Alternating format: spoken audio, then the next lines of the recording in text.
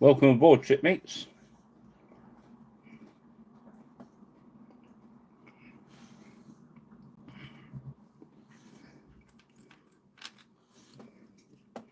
Just set the other bit up. Let everything catch up. Eat this last little bit of Kit Kat. Other snack foods are available. I'm not sponsored by Kit Kat at all.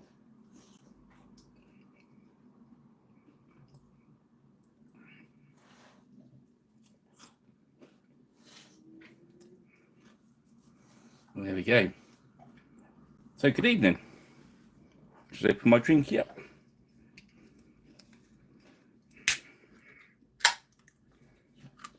It's all excited on Pirate Island tonight.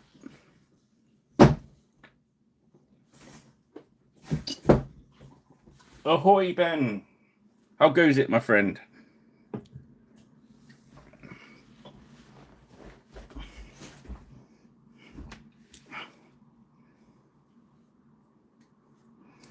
And tonight, for your amusement, I shall be painting these bad boys. Evening Kubler. These are the jugular miniatures. Familia set 1.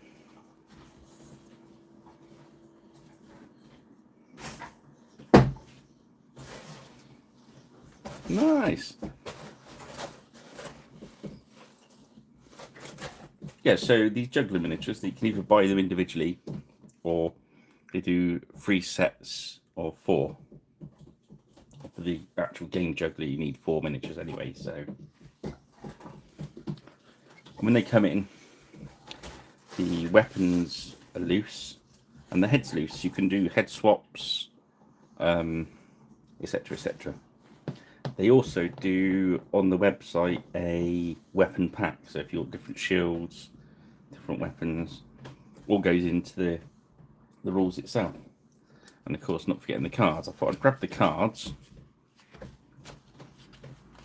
so you guys can see what the cards are like, because these are really the meat and veg of it all. So first of all, you have the cards that give you the stat of all the gladiators.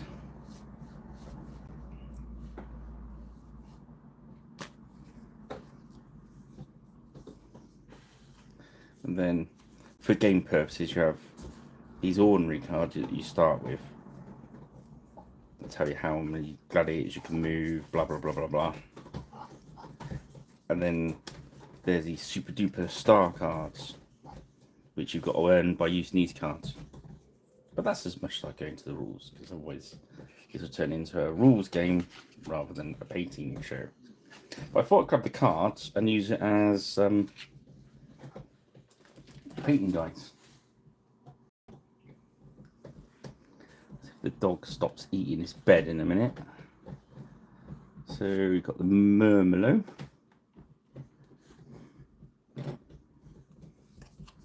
Retiaris. You can now laugh at my pronunciation of stuff. As you know, it's going to be exceptional. Oh, pardon me.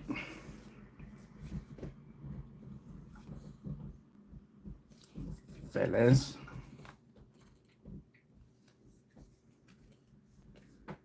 And is that a Hoplomachus?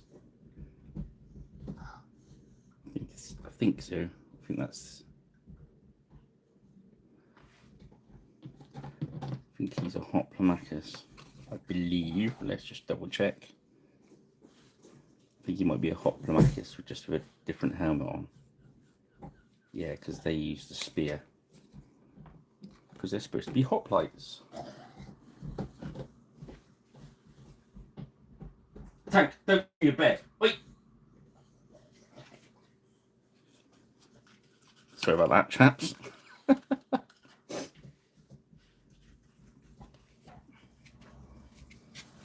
Well, it's quite important to stop the dog eating his own bed. Okay, so we use these as kind of colour guides, shall we? We'll have them back there. And that's and it reminded me of what they're called as well.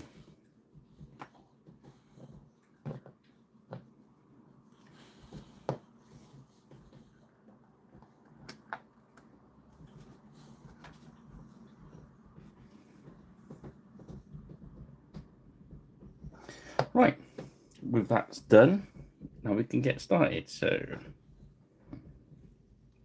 we're just going to go straight in with the moonstone skin.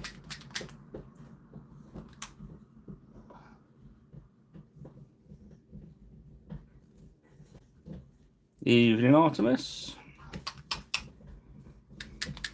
Giving it a good shake, because where it's been warm, it has strange effects on paints. Some of these will come sort of jumping out of the pot as well.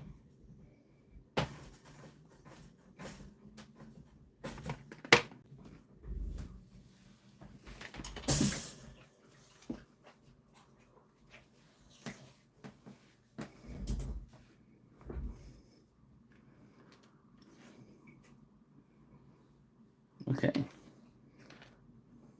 Let's get straight into it. Bit of medium.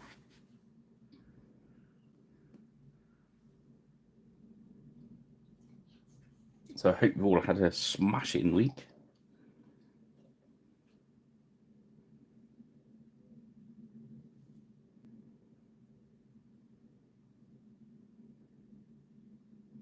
And have a play with some flesh. Let's keep that medium. Oh, good work, Ben.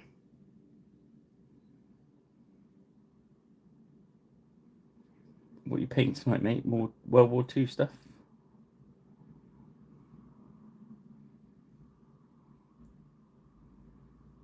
So again, just thinning this out, just giving us a nice base layer.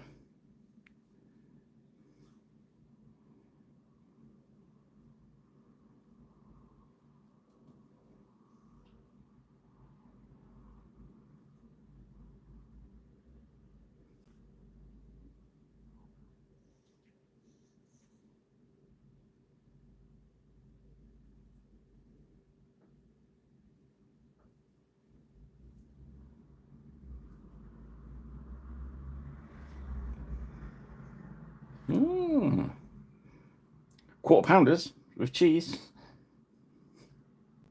Ha ha! That's a bad joke. I'm sorry.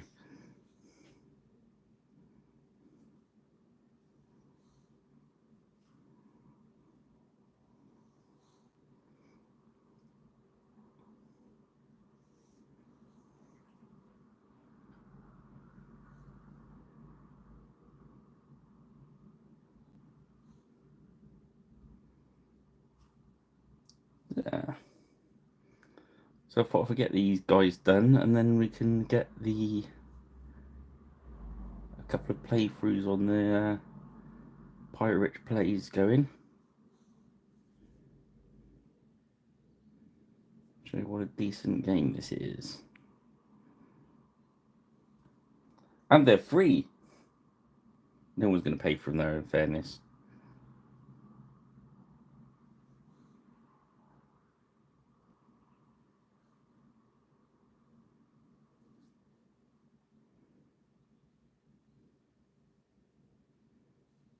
So booking finally came through today for Warfare in Farnborough. The Old Reading show. That's good. That's in October or November.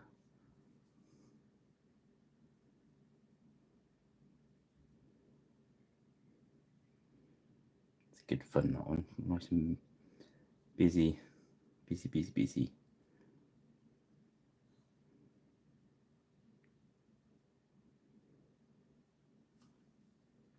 Yeah, sorry I didn't get back online to finish the Archers last week. It got a bit noisy around here with the bank holiday, and I thought it's just not going to be a good video. And it was too hot to shut the windows. I hope you all saw them on online. If not, and you're interested, I can grab them because they're over there on the side.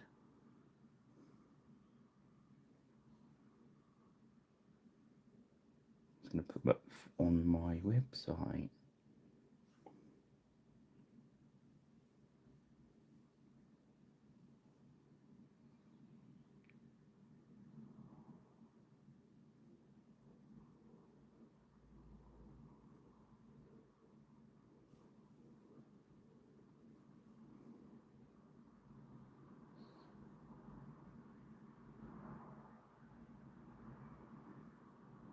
So yes, good fun. All good fun indeed. Yeah, I was just rereading the jugular rules earlier.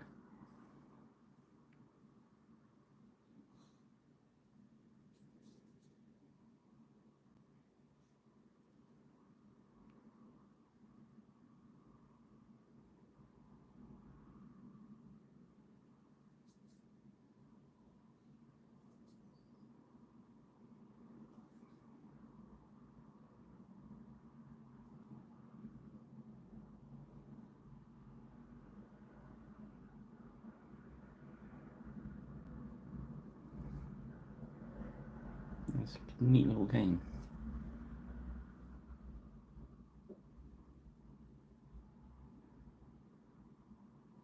Yeah, if you've not seen these miniatures before, they're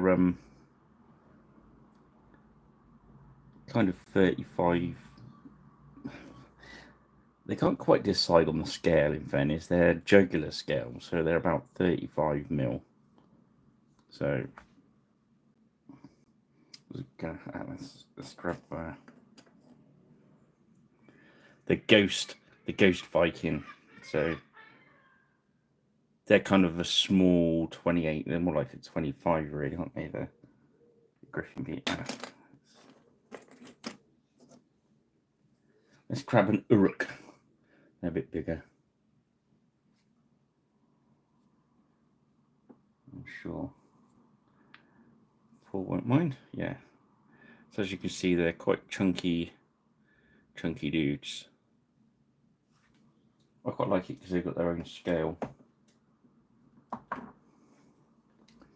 As I was saying to people at the convention as well, they sort of say, "Oh, you can't use it anything else, though." But I disagree because I use them as giants in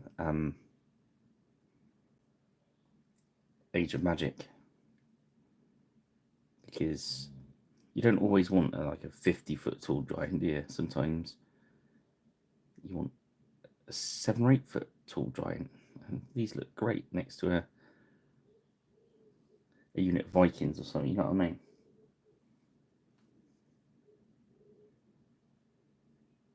A believable size giant. I think I'll do all these the same flesh tone.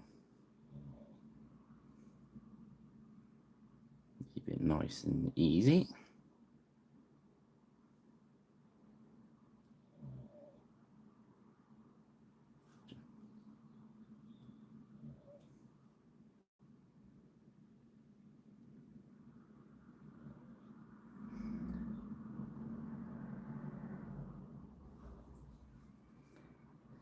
Yeah, I think I've said it before. When I was first shown the game, I was looking for a gladiators game. You know, let's chop each other up, lots of hit points, blah blah blah. It's almost like in my mind, like a D&D kind of gladiator battle, really. And as ever with Studio Tomahawk involved, Alex took a different approach with the aid of Lord S. I believe they wrote it together or wrote some of it or whatever. It's quite a different game.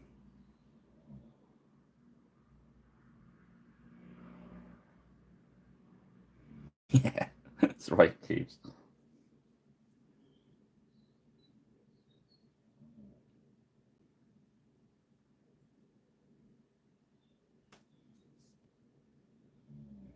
what I missed the first time, because obviously someone's just shown us quick, is there's a whole kind of campaign mode in it. So you got your gladiator school, and you can advance your money and your gladiators and all that sort of palaver. I don't know if that's the right word, but you know what I mean.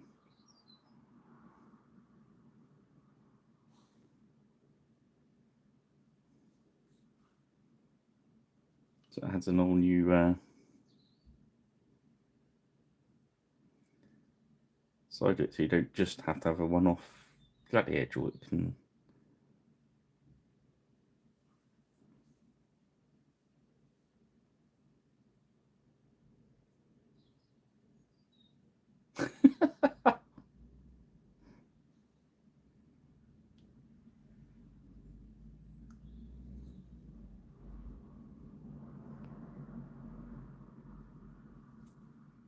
Yeah.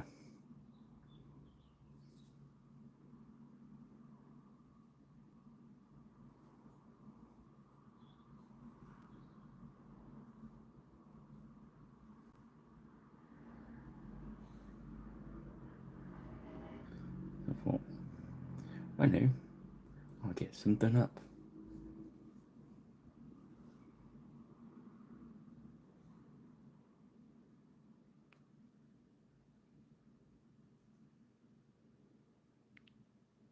And these are, you can go really quick on these because they're nice and it's all get out of it's all open, the miniature, so there's nothing complicated going on here. You can get them to tabletop quite quickly.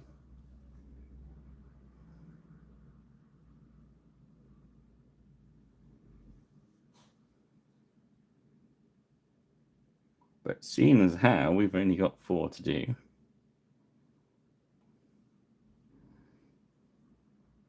yeah, Cubes, we've screenshotted this though, Ben. And the blackmail letter is in the post.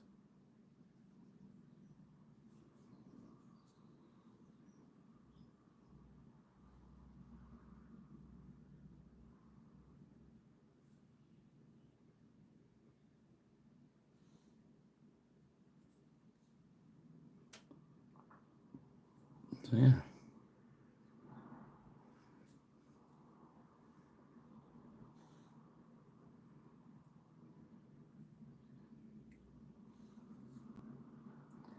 So we should do what we usually do. We take them to tabletop as quick as possible for people who want to do that, and then we're kick on again from that point.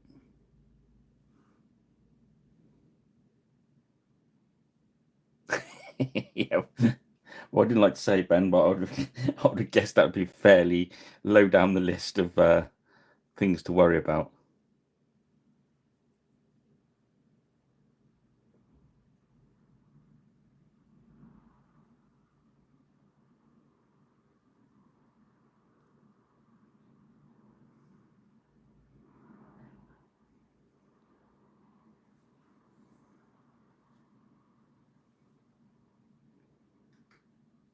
So we're just laying this flesh layer down. We're not worrying too much about the coverage because you guessed it, we're going to use our speed paint as a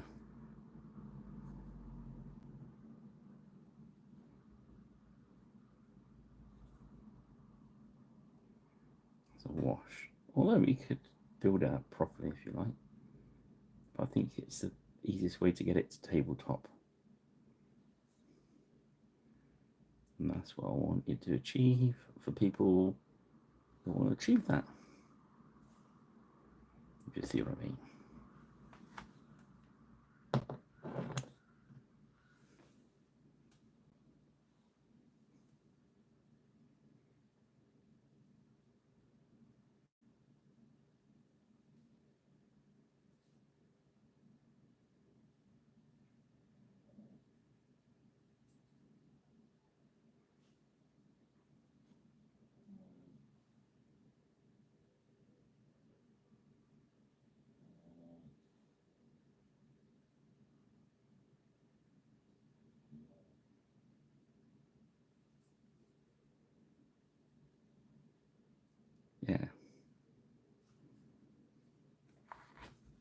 So I think we'll do these guys tonight, and then got 2 more packs for them to do.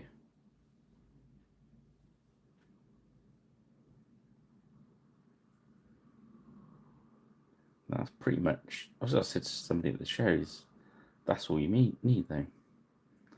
See, I think they were quite dear at £6 each, but they're quite big. You don't have to buy them once.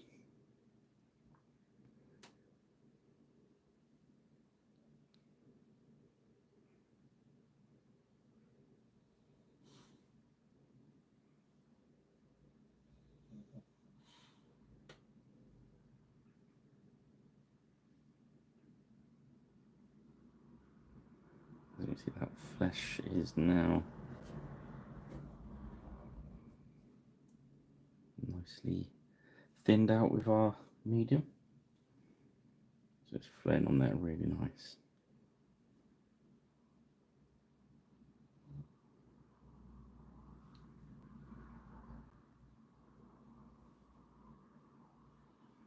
I keep putting on there because it's warm.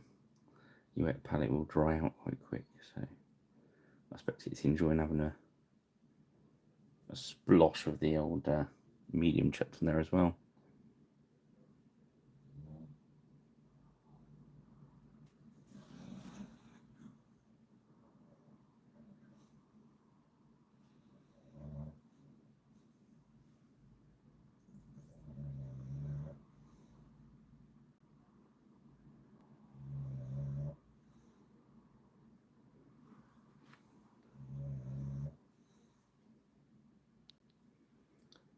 So yeah, I was going to try and visit the Beastie Boys maybe next week sometime. See if I can grab some Calpe miniatures or some Lurkio 15s or something like that to have a look at. But also want to grab some Uruks and Snagger. I've got quite a long list actually of stuff I've got to pick up for them. They will be pleased. Yeah, see how it's gone a little bit grey on there? That's where I've thinned it down, showing the undercoat, but that's fine because we're gonna do a wash and then we're gonna build it up from there, so it's not an issue at all. I think it's quite a bit of flesh. You get when you're painting barbarians and gladiators. Yes, that's the normal amount of paint I put out.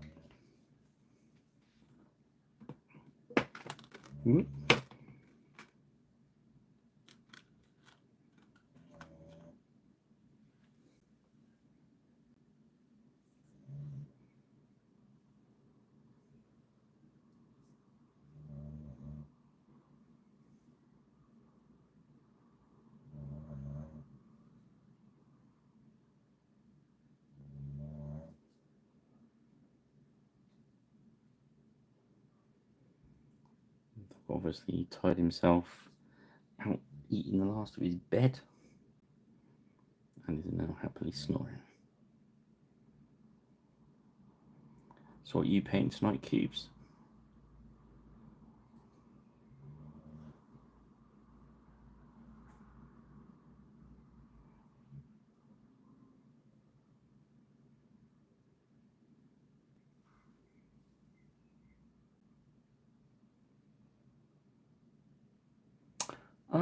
Yeah, I saw that was going on. Back last year, I thought, I'm gonna have to go this year, and then I forgot about it until I started seeing messages popping up earlier. It looked good.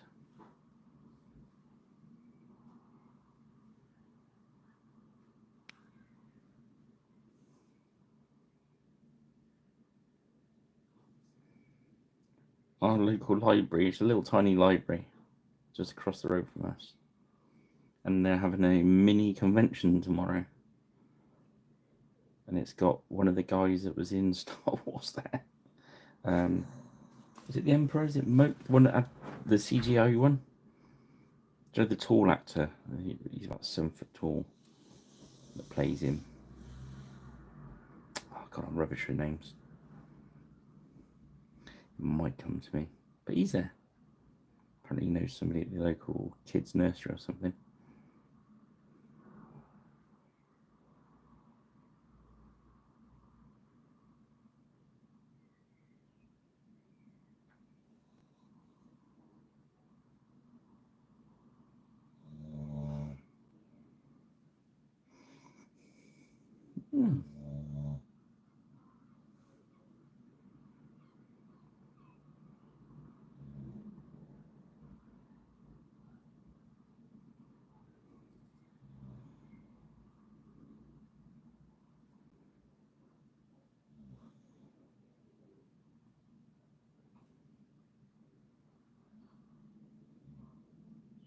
Okay. Yeah, it did look. There was a massive queue to get in. I thought, oh.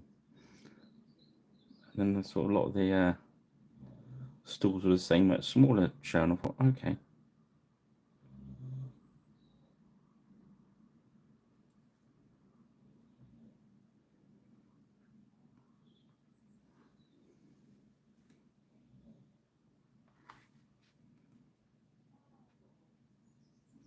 Right.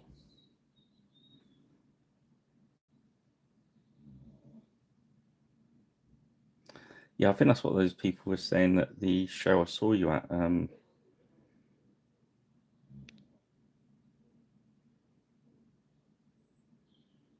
They were pleased. They had a lot of growth from the year before.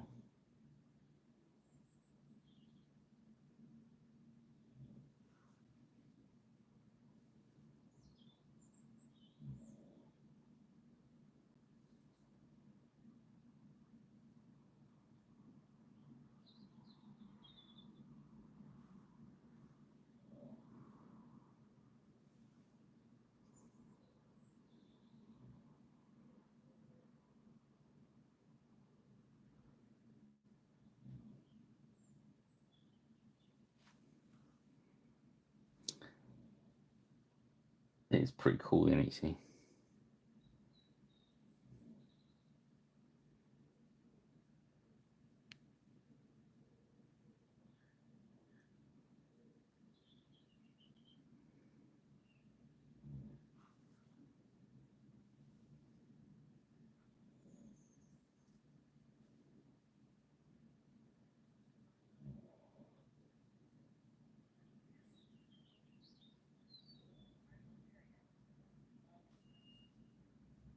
Keep that medium going in. It's important when it's warm to keep that moisture in your paint.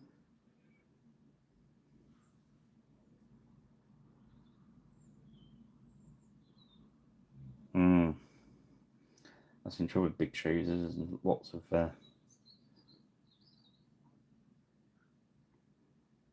walking around. It's really weird. The week was it last week? No, week before, wasn't it? That was Partisan. I thought, yeah, I'm on the Beastie store. I can sneak off and have a look around. Blah blah blah blah blah. I I just it was so busy first thing that I didn't really get to look around because it was by the time it calmed down, I was so hot and knackered that all I wanted to do was sit on a chair and drink water.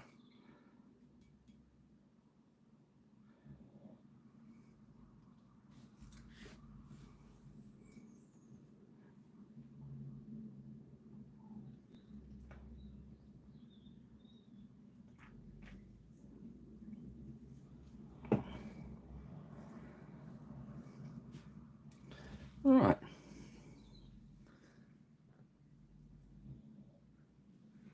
Let's have a look at Hot Pneumatic. I don't know why he's got different helm. Weird. There must be a different one in a different pack, so they probably grabbed it. I'm not sure that is a Hoplomachus. He's got 2 leg grooves on. Oh well, it'll be fine.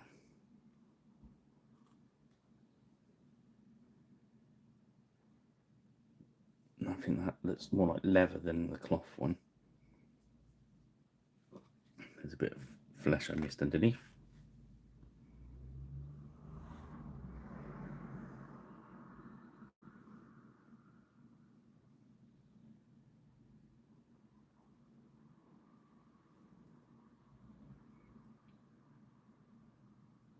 Yes, it's weird at shows. It's like everyone wants to get there first. I think it's the old bring and buy thing, isn't it? It's like, oh, I must get to the bring and buy first. And there's this massive rush at the start. Shrew me. I struggle to keep my bristles straight. Oh, cheers. Well,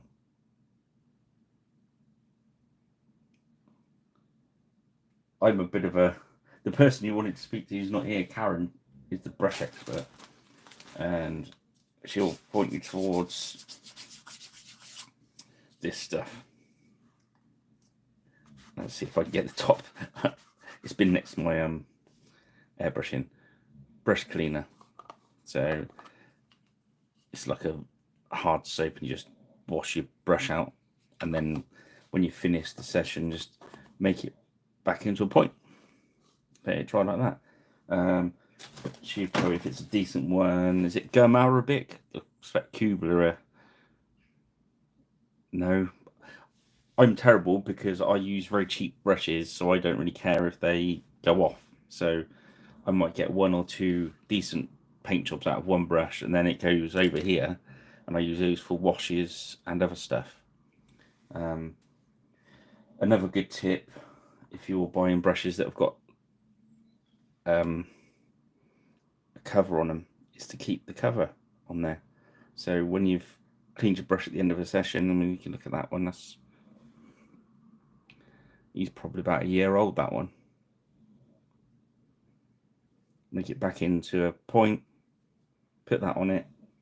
It stops you accidentally leaving it against something and putting a bend in it.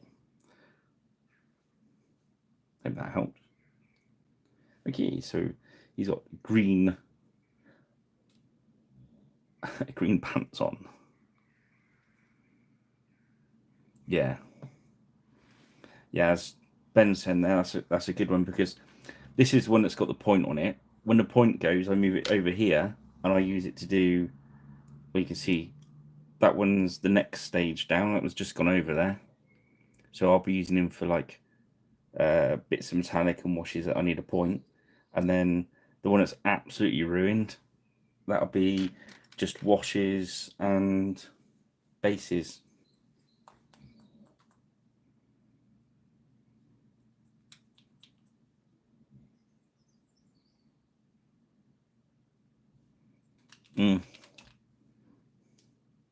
All depends what brush is, doesn't it, as well? So this green we're going to use is Angel Green. We're going to get some medium going in there and thin that paint right out. Let's see if I can get this on camera. There we go. That might be a bit more helpful, seeing as we've got somebody new in. So this is what I'm doing off camera. I take a bit of the medium, thin the paint on my wet palette.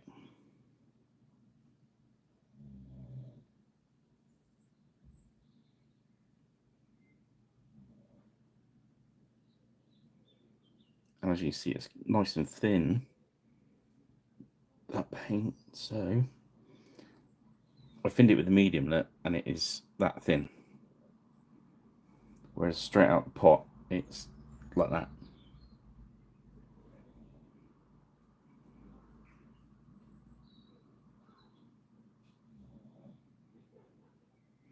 Yeah, I do that on. I'm naughty. I do it. I'm a brush licker. So every time I've washed my brush, I do the old doop doop in the put it back into a thing. But what you can do, now I've got this on camera, take some medium nut, and what Ben says, pick up your thing and see as it goes. Look, if you watch my hand, I'm actually rolling it into a point all the time, so you naturally keep it in a point.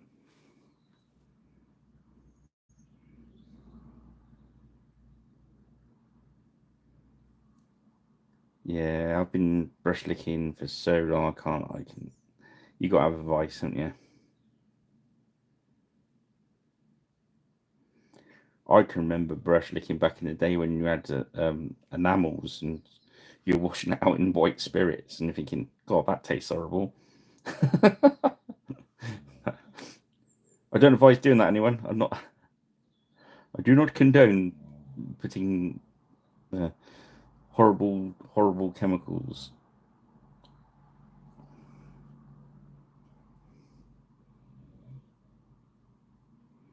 Blast, brush liquor, BL, Anonymous Society, blast. We need a T, don't we?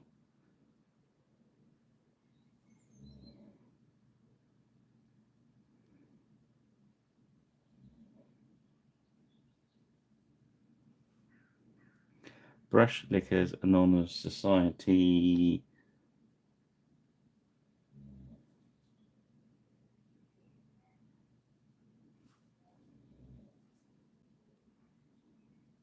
Come on, guys. We need a T so it can be blast.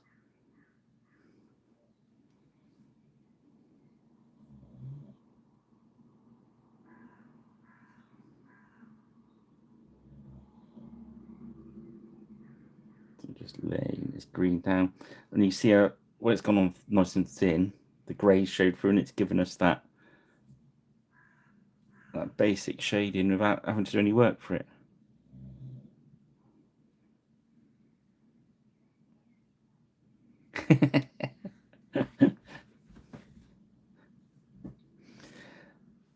There's actually not far from the side of town I am. There's actually a dyslexic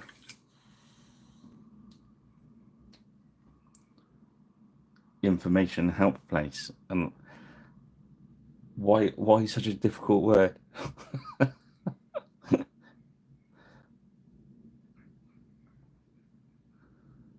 I'm moving away from this this subject.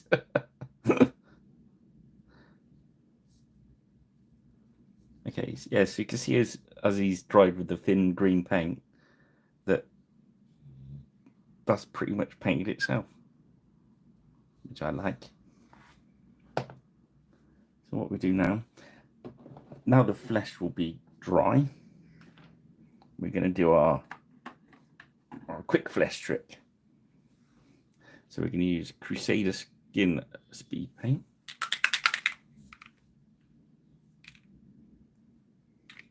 This is where the crappy brushes come in. Any crappy brushes. Reason we use the crappy brushes, Shroomy, is because what happens is as the thin like sort of speed paint or stuff like that gets in your brush, it goes right up into the metal bit underneath there, and once it's in there you can't wash it out, so it slowly builds up, and as you can see on this one, all the paint builds up here and then it ruins your brush. That's why, kinda.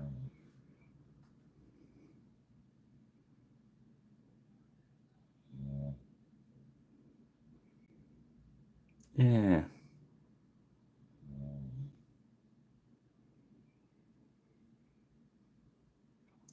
So now using that speed paint over the top of that base flesh cutter, just use it as a nice flesh wash.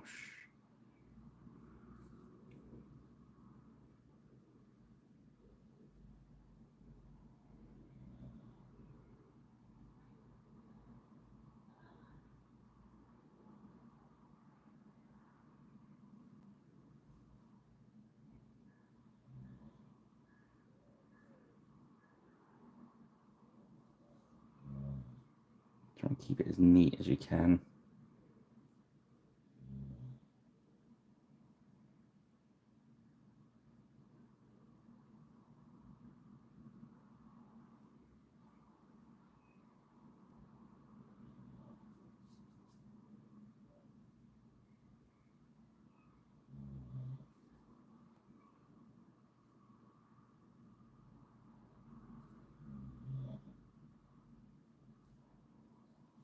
This is where we get your tabletop ready a bit quicker, doing stuff like this, rather than layer painting. But we're going to do it with layering as well, just to tidy it up in a minute. But we're getting it on there now, so it's going to be nice and dry. You need the even the speed paint too, you need it quite nice and dry, so you don't reactivate it. You can't really reactivate it like that one, but it's more like a wash. If you find a wet patch, you're gonna just splurge it out.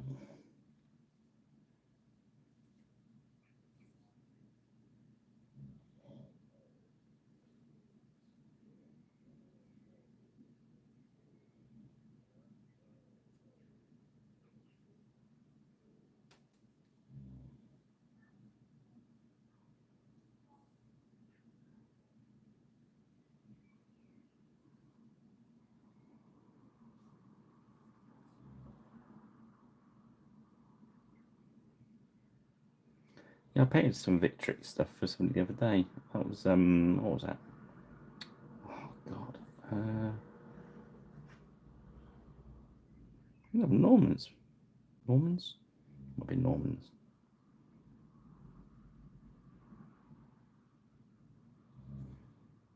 No, it's foot. I can't remember what.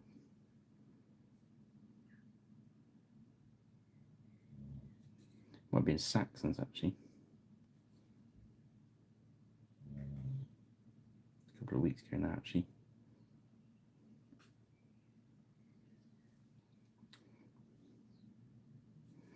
I like Victrix stuff, but I'm not sure how it fits into my worldview in a strange, weird way.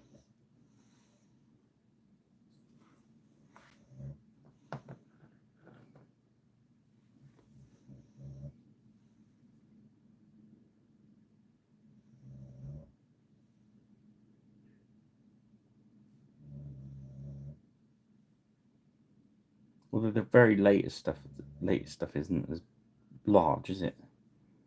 So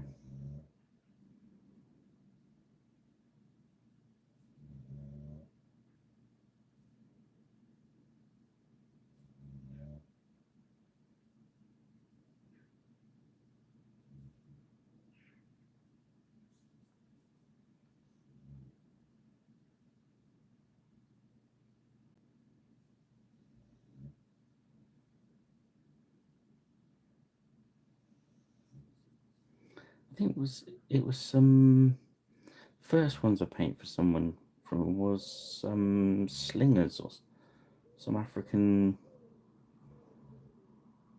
naked slingers. They would just have the sling and the pair of pants on, you know. But they were so big, they were kind of put them next to the other miniatures. They were bigger than guys wearing armor. But I think they've worked on that. They were nice, but they were just, for me, just a little bit chunky.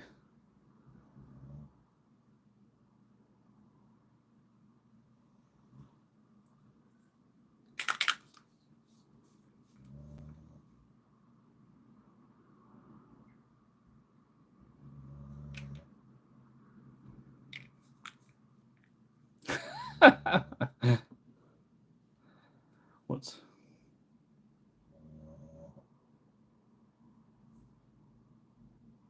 Hi, Stu, how are you? All right? Shroomy, what type of paint should you use? The Gone Bad brushes. Right, the Gone Bad brushes I'm using for stuff like, this is speed paint, so it's going to ruin your decent brush. And also things like washes, you know, tones and all that sort of stuff. And also metallic paints. Sometimes you're going to need a fine point on a metallic to do a certain area, so you're going to have to just suck it up. But metallic paint just ruin brushes. I've not done his face. I was Thinking, something looks strange on this Mini. And I was thinking he had one of those helms on that's got like the big metal face. But he hasn't. So I will put some flesh on there. It's just to save you, if you're buying decent brushes.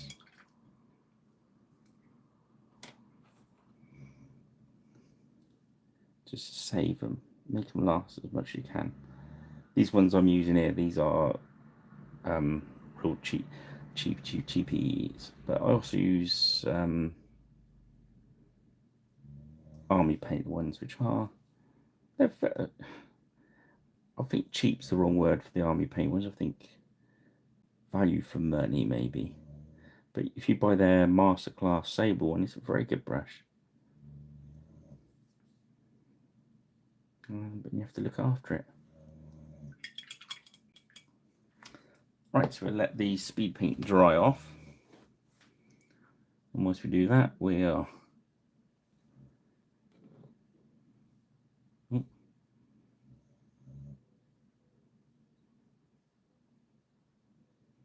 yeah. I have my I have my water changing when she goes past and changes the waters quite often, so I get what you mean. Yeah, a lot of the top painters will do that once they've used metallic. They'll either change the water or what have you. So we're gonna go with a ancient stone. Ahoy, Rich! Nice. Yeah, it's a shame that the other pack's got the big metal guy in it. I had all the cards out earlier, and he's on there.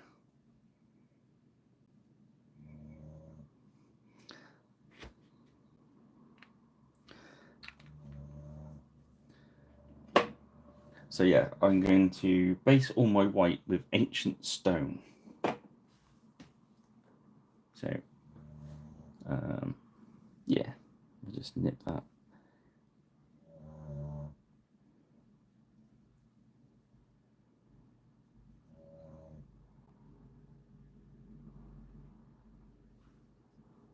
And just moving that medium in there, keeping it nice and thin.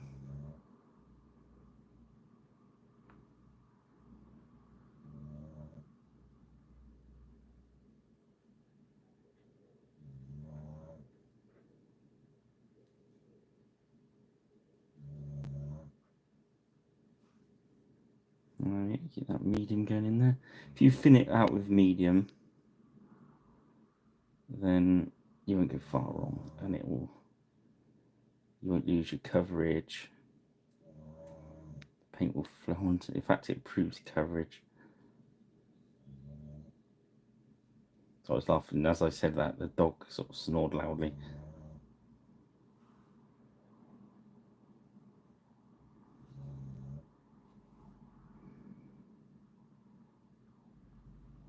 Just watch. Just dig the old Kirk Douglas. Go Spartacus on it all.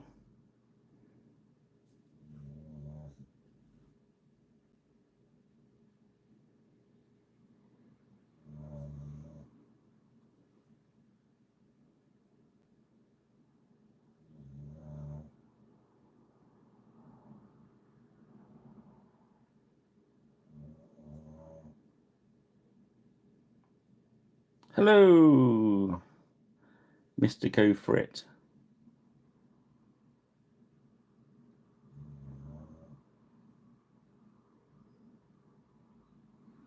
How goes it?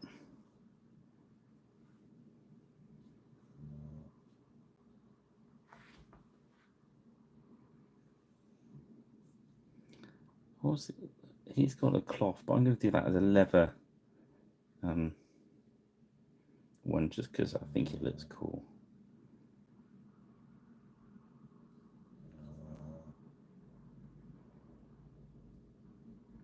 That's the thing with these guys is, as everything go for rule of cool.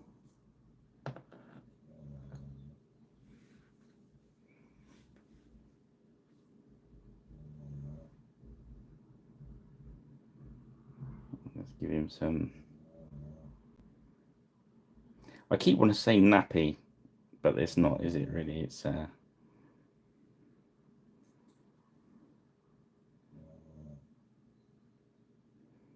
they're gladiator pants. Glad pants.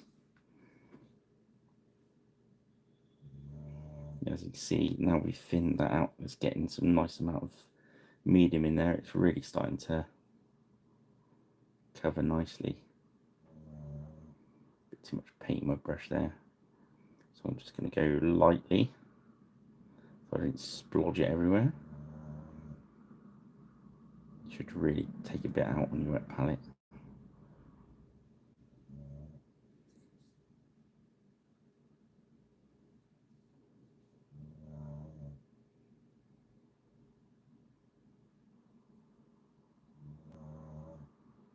There we go.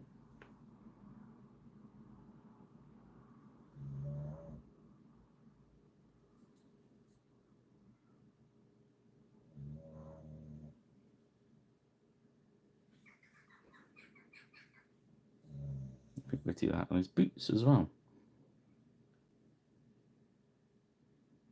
Because why not?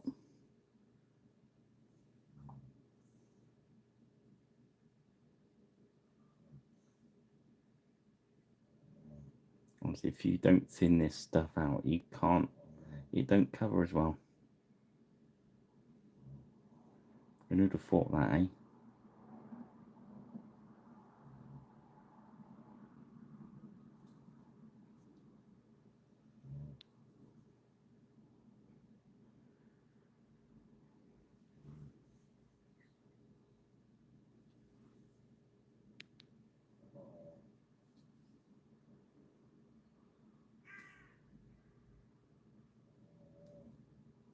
Lay that down. Bit more medium. It's nice and hot out, so keep that nice and moist. I'm allowed to use that word officially because it's a descriptive word. I know lots of people don't like it, but that's tough luck because it's describing what I'm doing.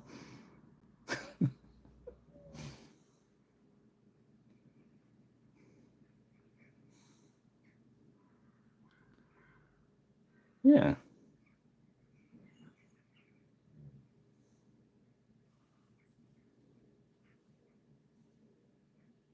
I thought you were already off on holes, Rich. Is it tomorrow you're going?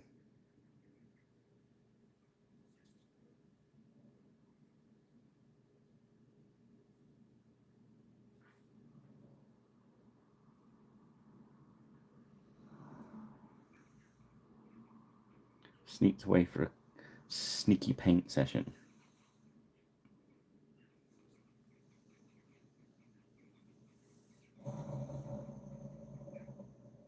I don't know. I just think it's people being ridiculous. Redunculous. See, that's the ones that I want to paint completely white. These ones, these half ones, I want to paint like leather. So that's what I'm going to do. Yeah.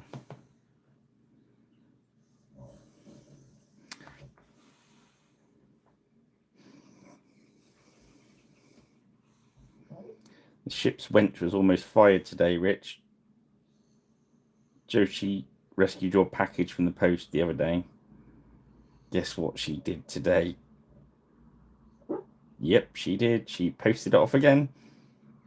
And I sent it back over and she caught it again.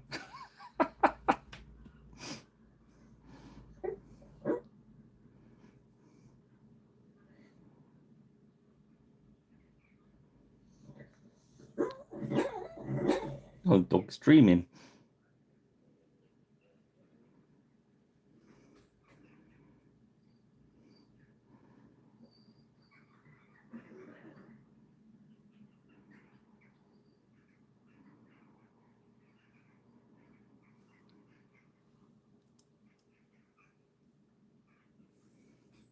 Yeah, cheers.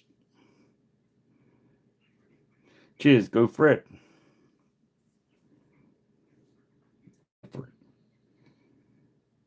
We did in blue. I was just kind of using these as a rough guide, so.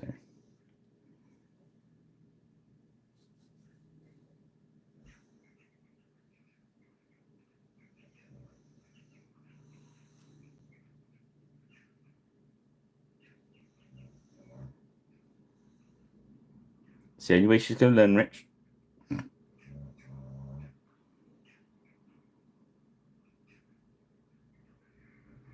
I've now kept your miniatures in the paint room, so you don't send them off tomorrow or anything.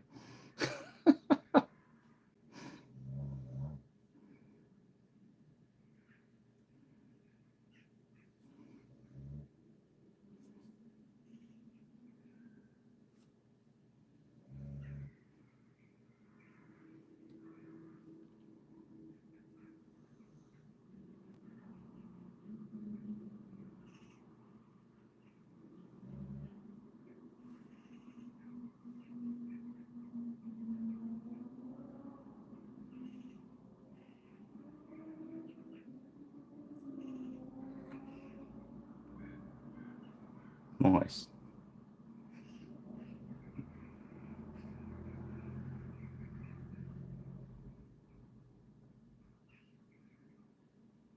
I do like these gladiators. They kind of the having them in a weird scale as well kind of grows on you.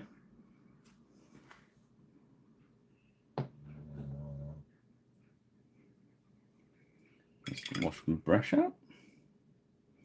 Yeah, so make sure when you wash your brush out through me that you get all that paint out.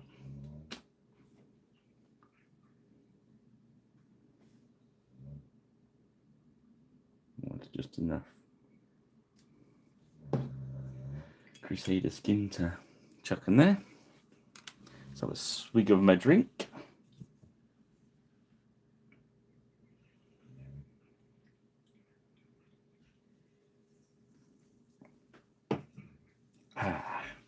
Right. So next colour, we're going to look at that blue.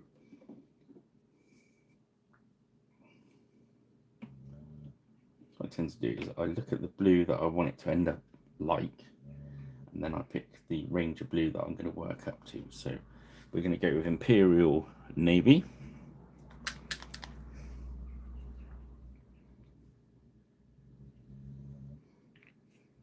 Or you can go up a couple of in the thing and use a wash to bring them back down. So we've done that before as well, but I'm keeping these nice and easy today.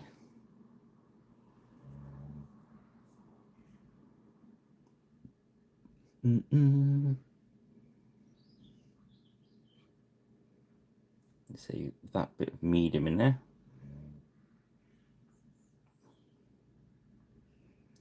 Just helps that flow. And can you see how it's, let's see if we can get it close to the camera. So because we're thinning the paint, if you watch as it goes across this grey,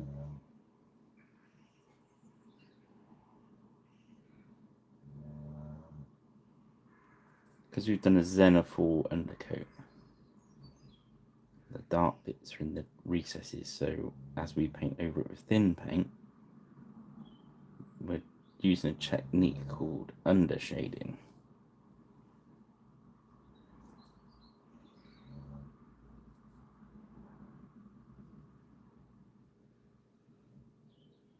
Which if you're very clever and you want to play around with, you can actually do different colours as well. Get different effects, depending on the theme of your miniature.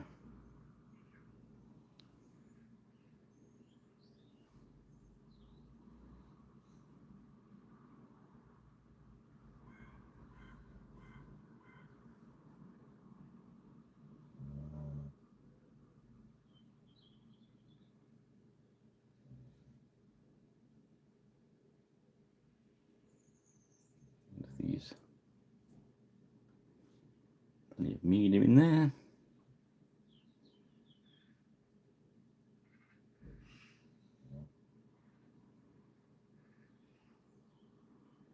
You know when the medium's just right, because your brush kind of goes nice and soft, and the paint really just flows off of it. You know, just the lightest touch will just let you the paint just do another little bit blue on there. There we go. Strengthen up a bit. Just gotta grab my. Just gonna joggle the camera a sec, guys. Hold on. All at sea. There we go.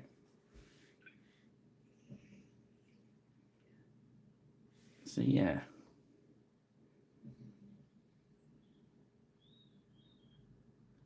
We're going to do for his fur is I'm going to use another speed paint because it's very good for battleship grey. It's kind of got a little bit of blue in it, but as you can see, it's like a very pale blue, but it will go on that grey quite nice. But make sure you give them a good old shake because they do settle. Then we can use our rubbishy brush again.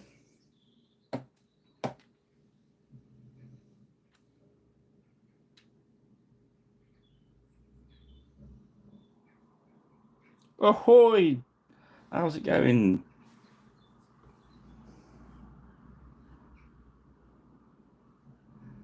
Welcome aboard, shipmate. So we're just going to put this battleship grey on the, I was going to say woolly areas, but it's fur. You know what I mean.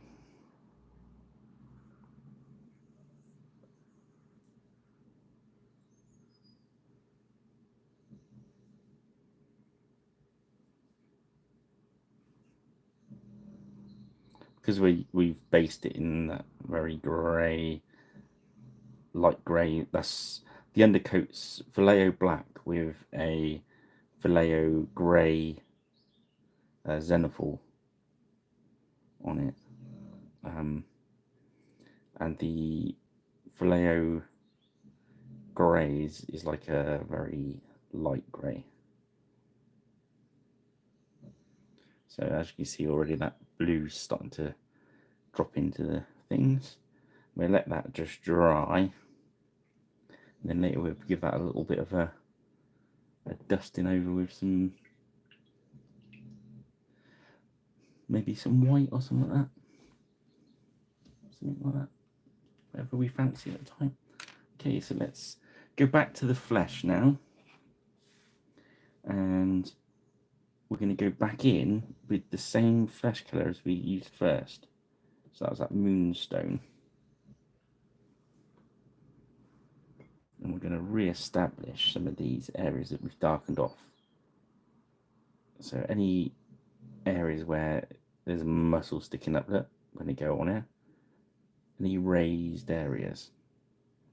So as we say on this channel, we're going to go paint the peaks and leave the valleys. But because we're using the same as the original colour we used, you can't go far wrong, because all you can technically do is take it back to the original undercoat. So, but what I'm looking at doing at the moment is painting all the areas that are raised and just leaving all the areas that are in shadow, so underneath there, and I'm leaving all the valleys, as we put it. So on his toes, look, we just want to crow across the top of his toes, but leave the bits where the speed paint's settled and made it darker.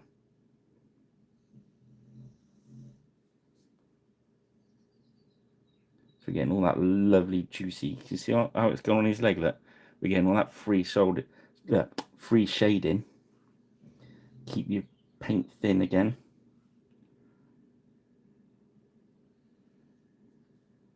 Look at the back of his hand there. Let's paint down the ridges of his fingers there.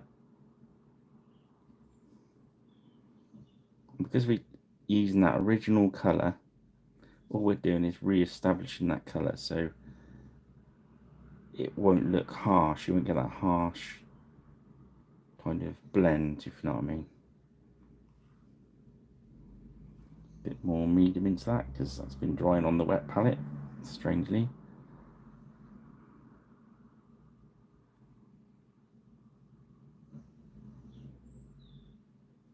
Just literally want to cover it apart from all these little valleys.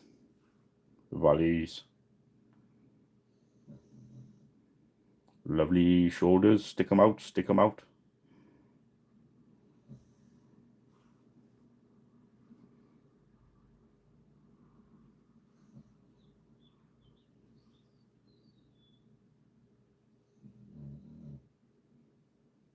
Yeah, so this is familiar pack.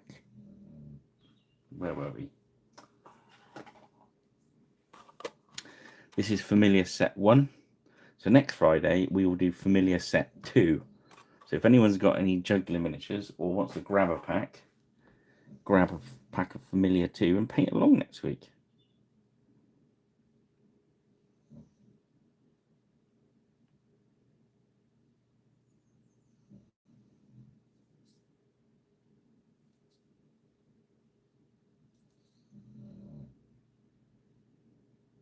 Just going in, picking those areas out. There we go. Happy days. It's like we're real painters. It's like we know what we're doing. Let's keep filling that paint. So faces, we're going to do eyebrows, forehead. So we leave underneath the hairline that. Then we're going to do noses, down the middle of the nose, under his nose, on his chin, on his lip. Then we're going to pick out cheekbones. But we're going to go quiet as we go into the top of his ears, bottom of his chin. Because we're re-establishing the colour at the moment. We will go over it with another flesh and we will highlight inside when we do our height. We're kind of mapping it out for our highlight.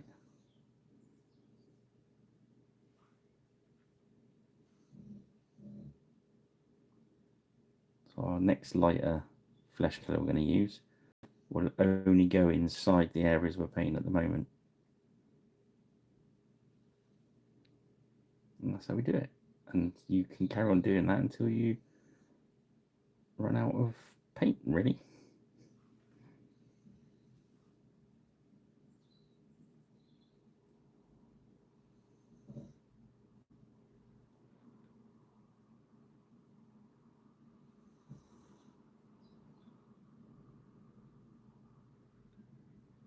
Okay.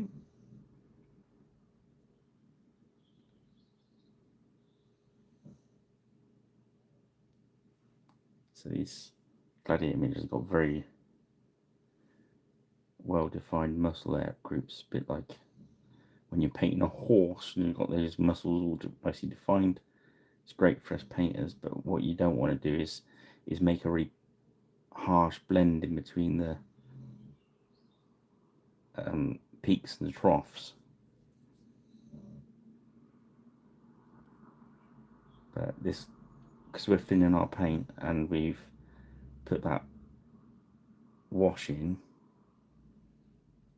we're not kind of using, it shouldn't happen.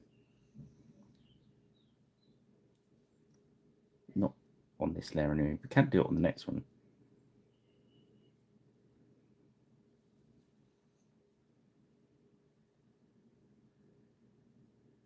There we go.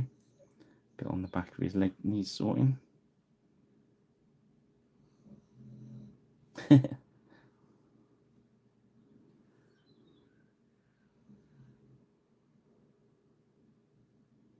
It gets a bit stressful, I think, when you've got to watch me do shields or freehand or eyeballs. I can hear you all holding your breath.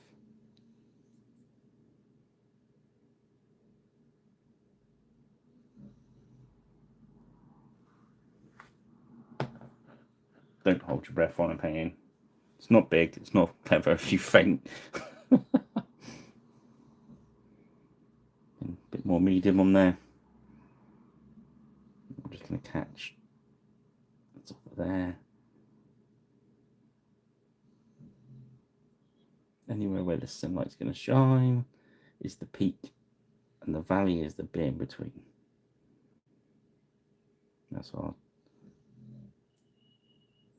defined pirate-rich paints, the way we're describing. So if you look at his leg, that's a peak down the middle, and the valley's in between those muscles. You see that?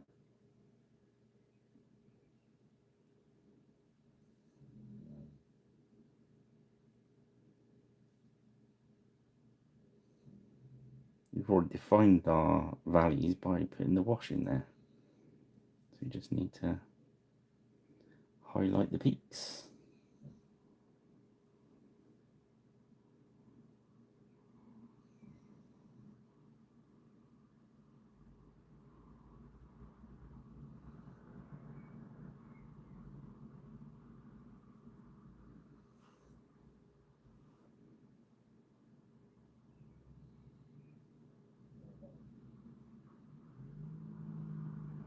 So we're not going to go right up under there because it's all shadowy under there.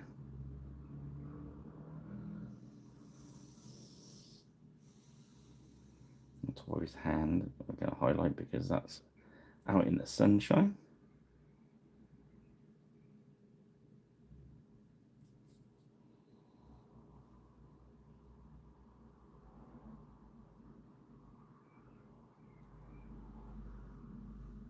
There we go.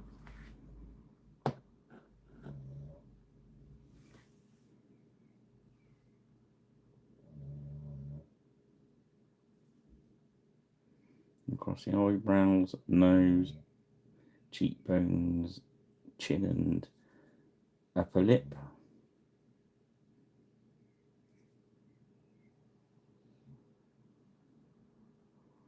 And we're looking for the peaks.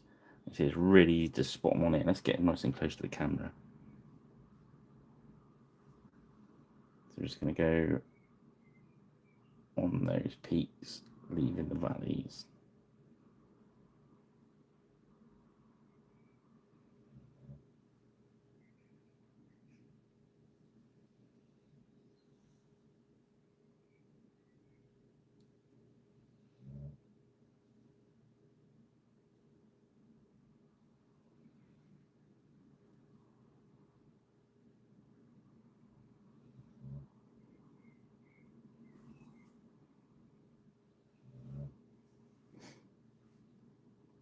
See that? Medium go in.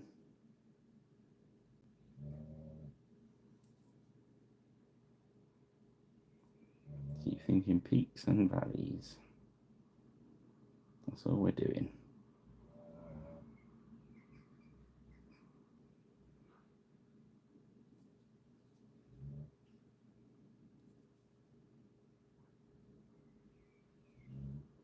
And if you're painting like if you just want a tabletop, that's really all you need to do with the flesh.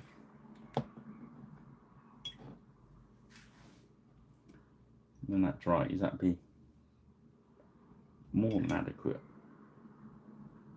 We will do a bit more to it, in fairness, but that's because we can. Right, the next is we're going to deploy our special secret weapon. So I mainly use army painter paints, apart from this bad boy. Vallejo Model Air Burnt Umber. Sombra Tostada, I think. Only the Model Air version of it though. And they've put it in these new bottles which are awful, but the paint's still the same. Get yourself one of these because it will speed up your painting. We're going to grab a naffy brush because it's very thin paint, but not the really naff brush. So this one's still got some point on it. And we're going to use this for our leather. I'm going to move the palettes this way because they're starting to give me a bad back because I'm kind of sitting at a funny angle. Okay, so I'm just going to make my brush wet with some of the medium. It's quite thin paint anyway. So what I'm looking for is anywhere where I want it to look leathery. It's magical.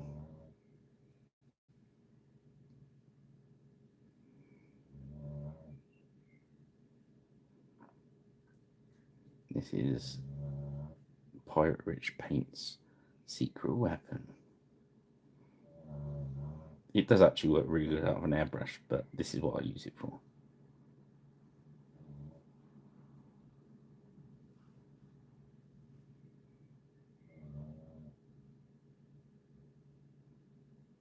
I'm just going to do his belt in this as well. And where it's thin, it kind of runs right into those.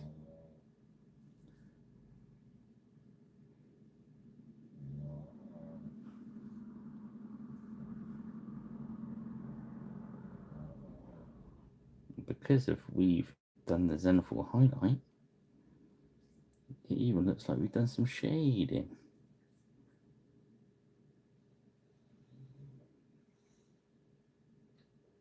It's like having a cheat code.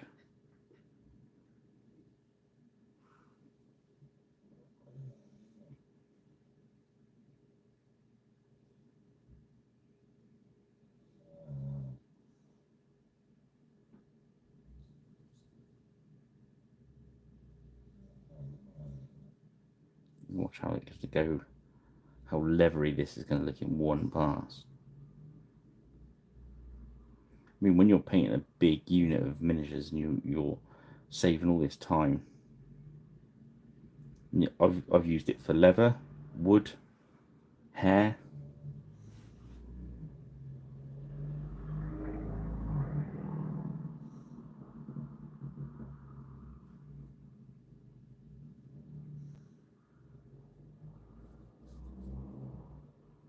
You can actually, if you thin it down, you can make that sort of rusty look on stuff with it as well. It's just amazing paint.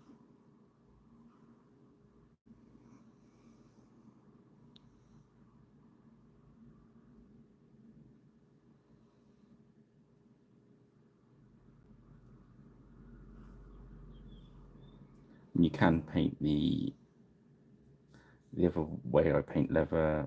My favourite way is the Brigadine brown and layer up, but we're looking for a quick paint on these really.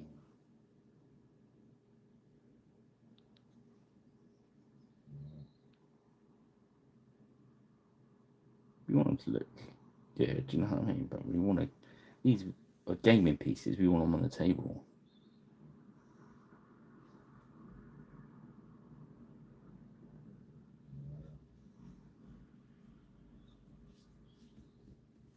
Okay, look how good that is for leather.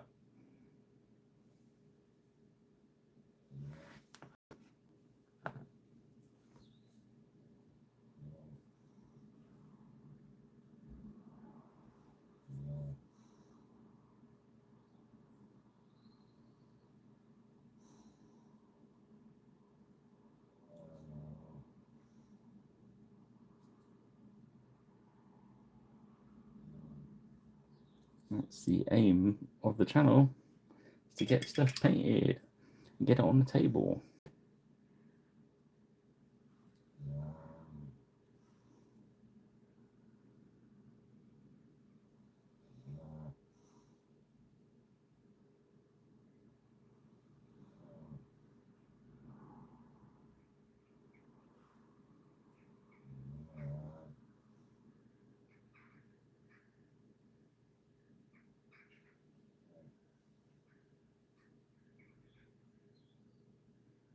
So this end of this brush is kind of, I don't know how well you see it on there, it's kind of turned over. So you just got to be a bit careful. And if you notice there, You can kind of use it to your advantage. I'm not painting stuff that I need a very fine point on the brush at the moment, so it's actually helping me. As long as I'm aware it's like it and I'm not trying to paint with a very tip. Metal, metal, metal.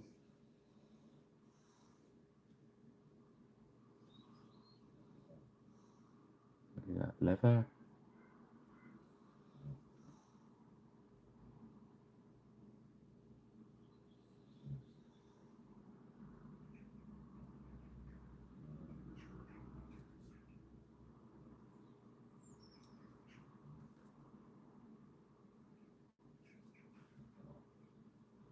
So, who's having any games this weekend? I know Coob's, you're off to Games Expo. Anyone else going to Games Expo as well? Look.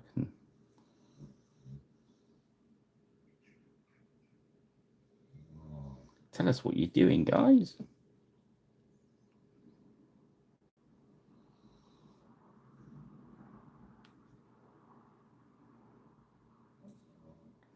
Ben's usually destroying somebody on the War Games table the weekends. Who were? That sounded terribly wrong. Sorry there, Ben.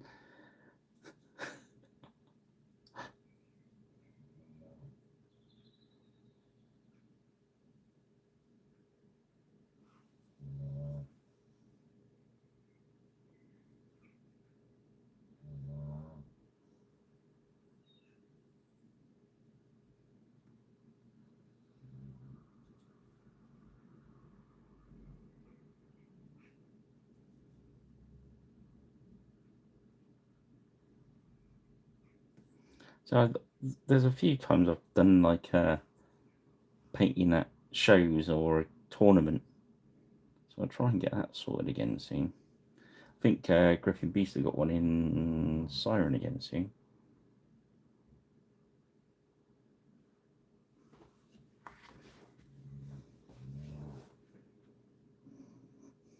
That was all good fun.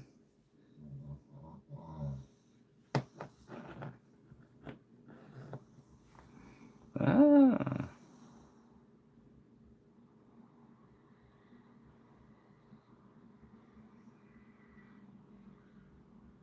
Nice.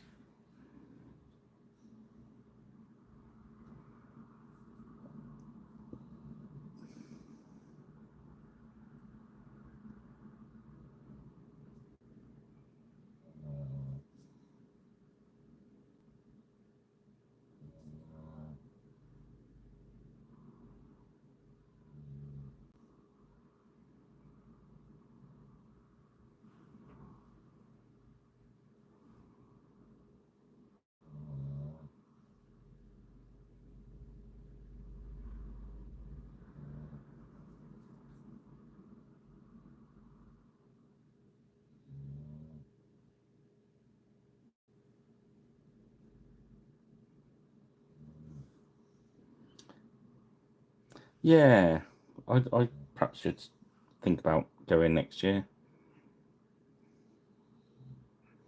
So I completely forgot about it.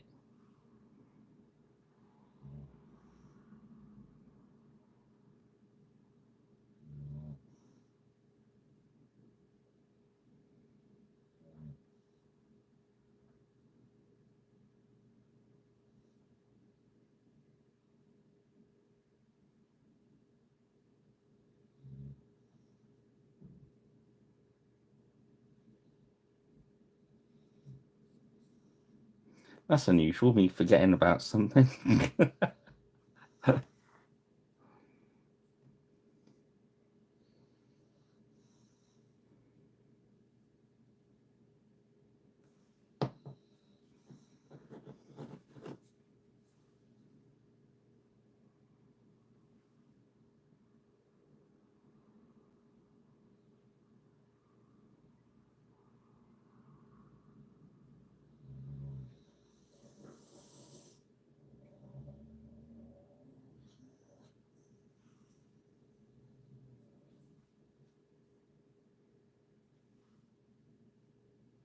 Oh, good.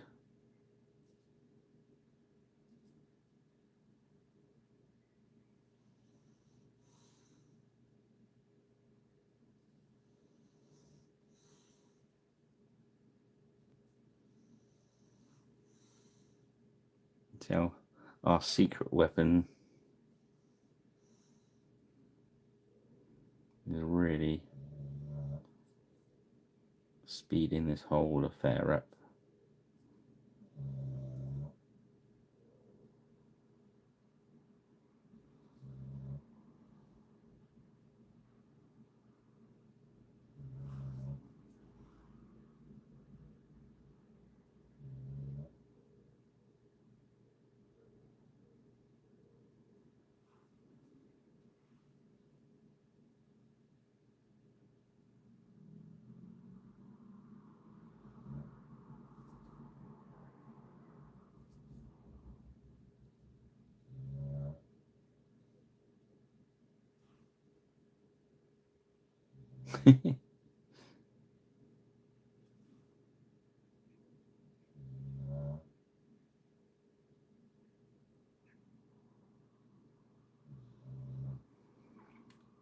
I tell you, there's some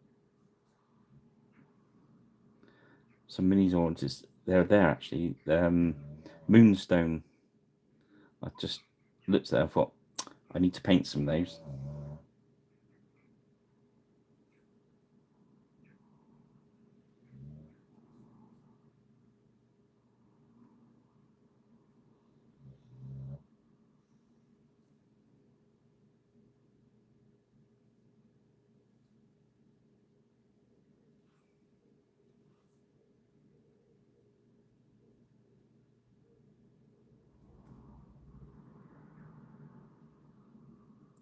So you guys have seen the Moonstone. I don't know what the game's like. The miniatures are lovely. I think you did mention it to me, didn't you, Rich? And there's Arc World, which are a similar thing as well, isn't it? But,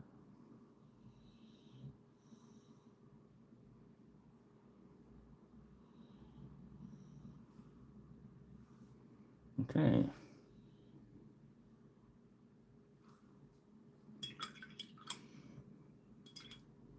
Yeah. Just dive back in with some. Oh, no one's got any red on them.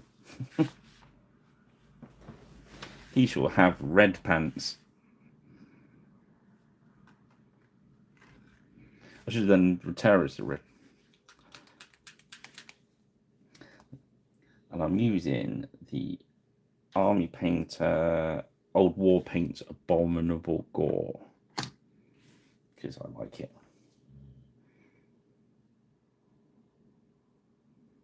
Oh yeah, Oakbound, yeah. Like Oakbound stuff.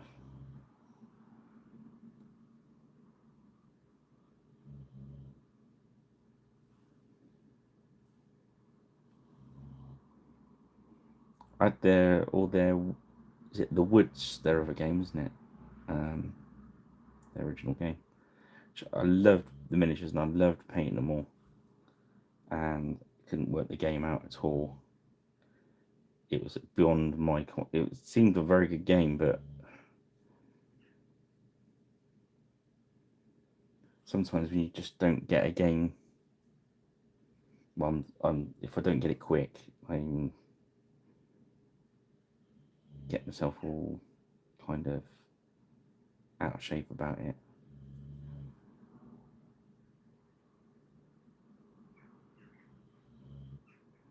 It's like the Griffin B stuff. I totally get Saga. I get that, and also playing. I've played Jugular when I first saw it and thought, yeah, this is really quick to grab, you know.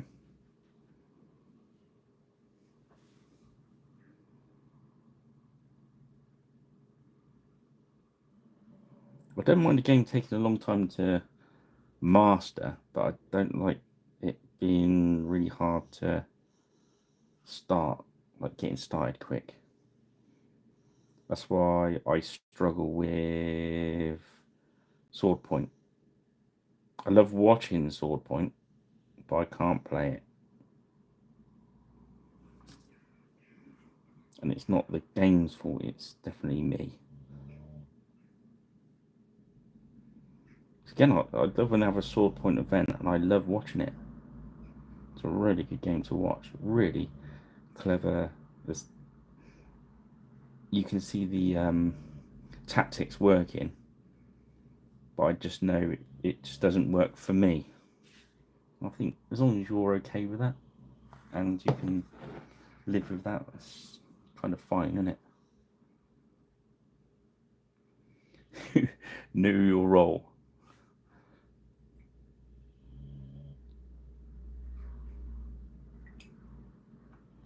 Yeah, so I really want to have a game of something tomorrow so I can put it on to Pirate Rich Plays, because that's not had an upload for a little while. Right, so now I'm going to go to Gunmetal. Got an hour and a half in to have a recap of what we got. Do, do, do, do, do. Do, do, do, do, do. Hopefully this tune that I'm humming is not copyrighted. Do, do, do, do, do, do, do, do, do. Not bad so far, I think, for an hour and a half. So not particularly rushing, am I?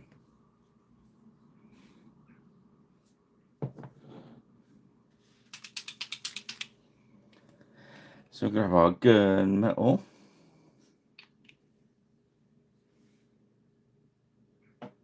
And we grab our naffed up brush so we don't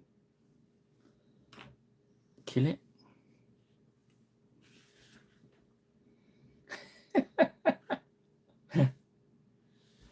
Well, somebody's got a spoiler. So let's see this Hopback. He's kind of got bronze in it because he's very creek. So we'll do some bronze on him as well. But we're going to mix it up, I think. Just because we can. Because, hey, why not? So we're going to leave his shield alone at the moment.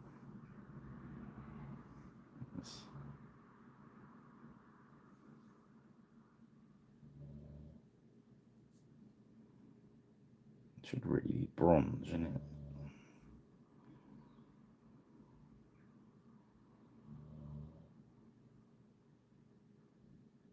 Yeah, we could do the rest of him bronze, I think. It's going to look cool in bronze. Yeah, let's do him bronze. Let's do some of these in. Let's mix it up a bit.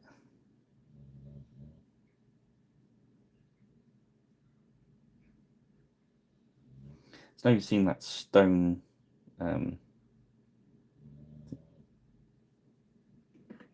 ancient stone, which is on our white at the moment. It's kind of like almost like a wool colour.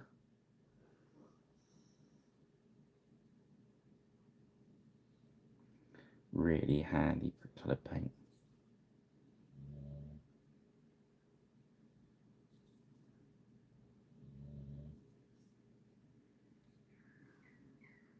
Let's do his balls in silver as well. It's got some weighted balls at the top bottom. They're probably stones, I don't know. But now they're metal weights. Could be lead. We can put some wash on them anyway, take them down a bit. So it's not an issue.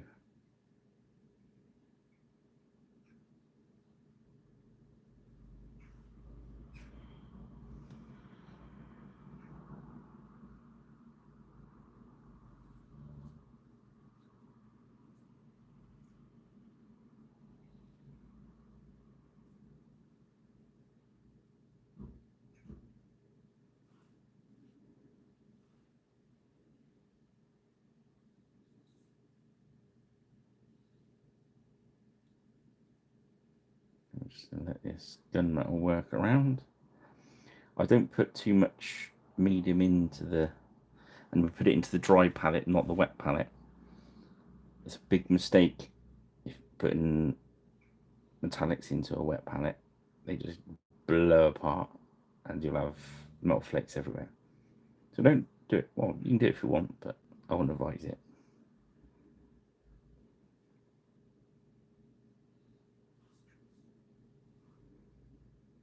So I've got my dry palette there for things like washes and metallic paints.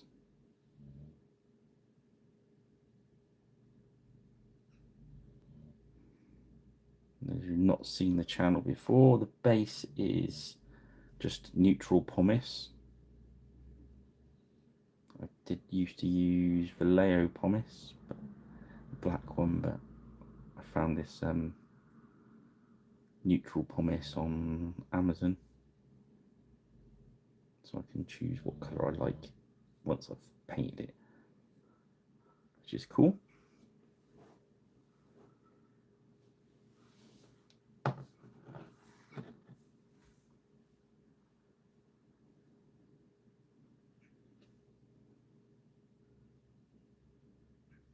That's the classic helm with the fish on top in it.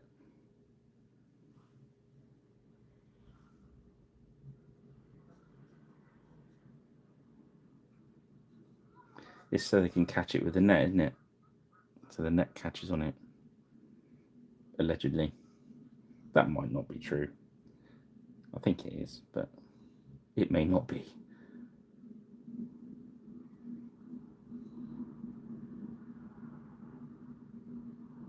I'm not a gladiator aficionado, but I think I heard that somewhere. Each gladiator was like had a tool to undo the other one, didn't it? So, like, is it Cicero's with the one with the sort of like a knife thing? That's not very descriptive, is it? So they've got like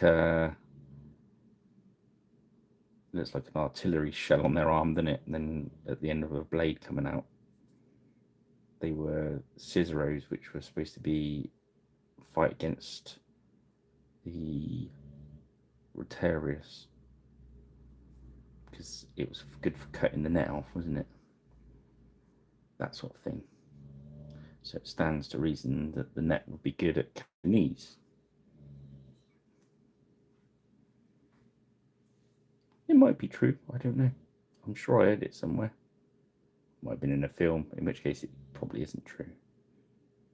It's Hollywood history true. And we all know about Hollywood history. Oh, yes.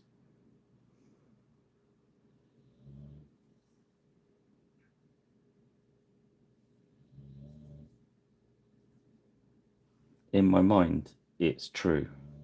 So, until I get told otherwise, I'm sticking with that. Seems to be a good bet, I don't know.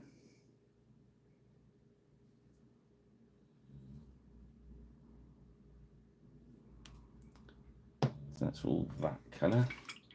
And we're going to use... Haha! Yes, Kubler, it's greedy gold time.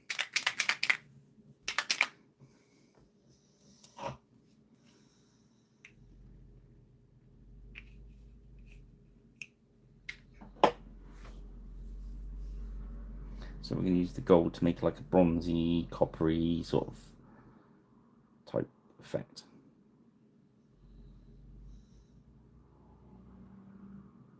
As we do.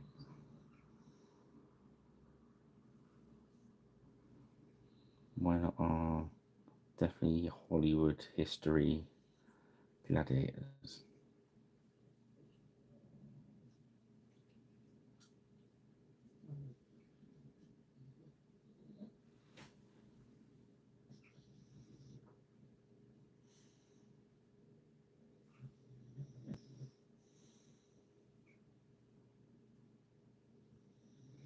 I said that, I was thinking of Horrible Histories, the old kiddies program. So I love watching that with my sons. Very, very good.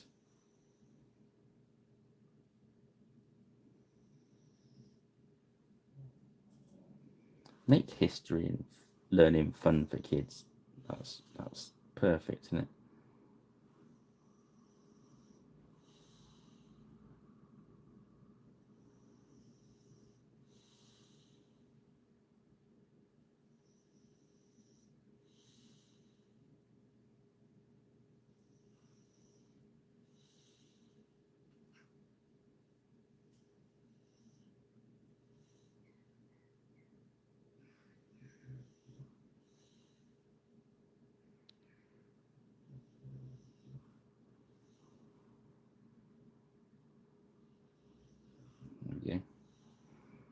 He's starting to look posh, isn't he?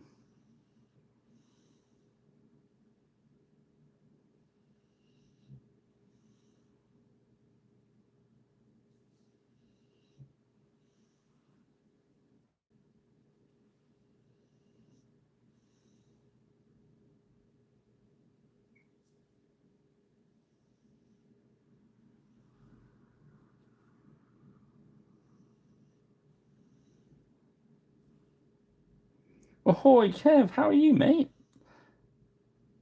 Long time, mate.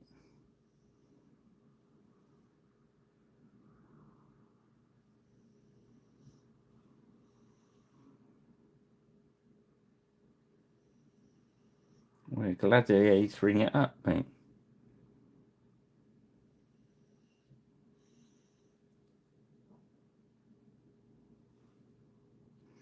You're got my first whistle.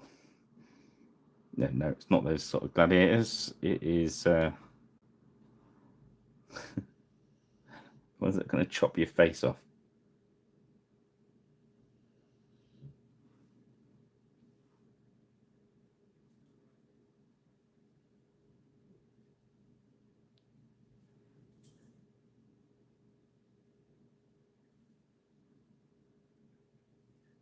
Oh, cool.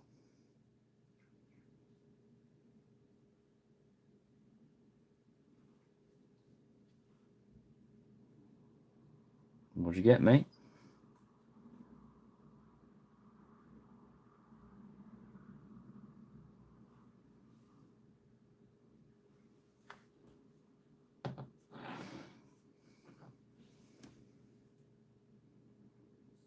Let's leave all that silver on him. Yep.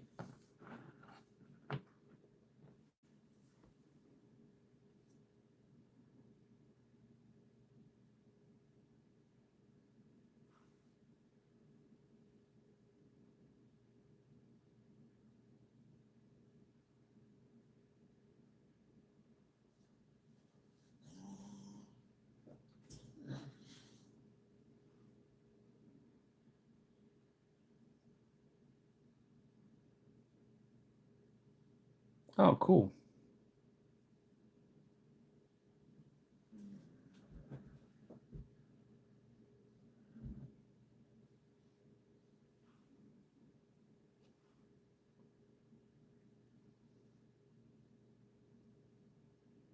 Yeah, I've still got all the Volume 1 stuff kicking around. The second edition rules definitely are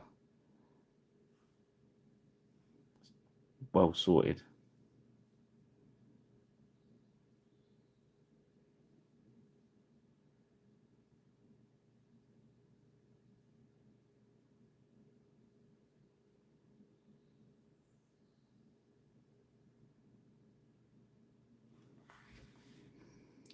I mean, Volume 1 rules were alright. It's just I found they were really, really crazily laid out. I could never find the rule I wanted when I needed it, and the second edition one is definitely a big improvement on that.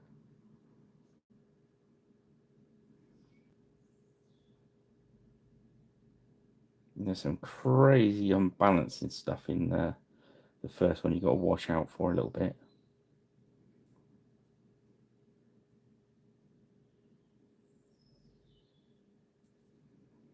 Volume 1, I think the main difference is the way the warlords act, isn't it? Because in the first one, the warlords are battering rams.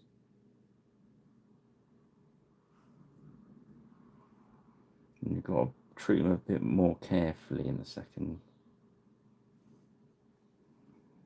Unless they're goths and they're owned by rich, then you've got to pound them into the ground and grind them to dirt. did I haven't, no. I haven't tried the Baron's War.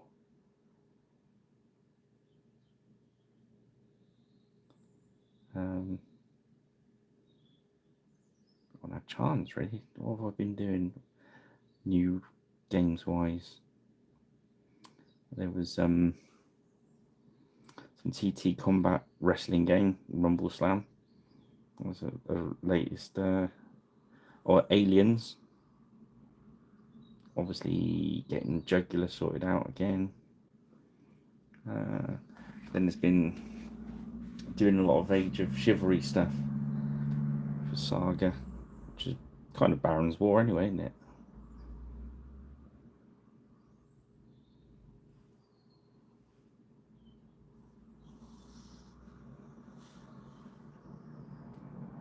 There is a lot of stuff, and it keeps growing.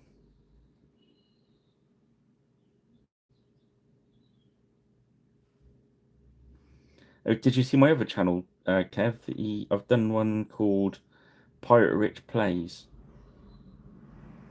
And that's going to do unboxings and game reviews and all that sort of stuff on it. It's only just started. It's only got a few subscribers. That might interest you a little bit.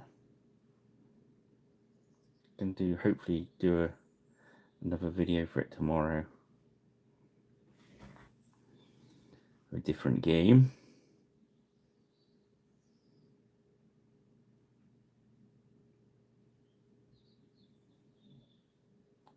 That is very true. I was talking to somebody about that the other day because a guy I bump into whilst walking the dog, he was sort of talking about different games. And he said, well, what can you get? What, because he's not played before. And I said, well, literally anything you can think of at the moment, you can find. There's some game out there for it. And if there isn't, it's not hard to find a set of rules that's adaptable enough to use to do anything you can come up with, isn't it? Yeah, gotta love Dead Man's Hand.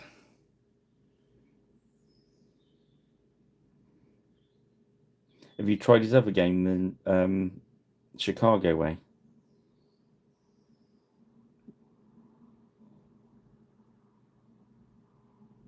It's basically Dead Man's Hand with machine guns and cars.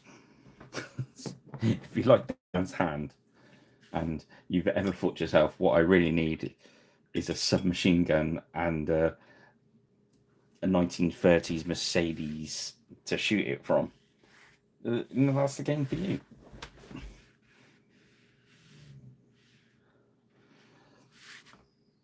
Very similar rules. Well, it's basically the same rule set, just adjusted for the different rules. I love it.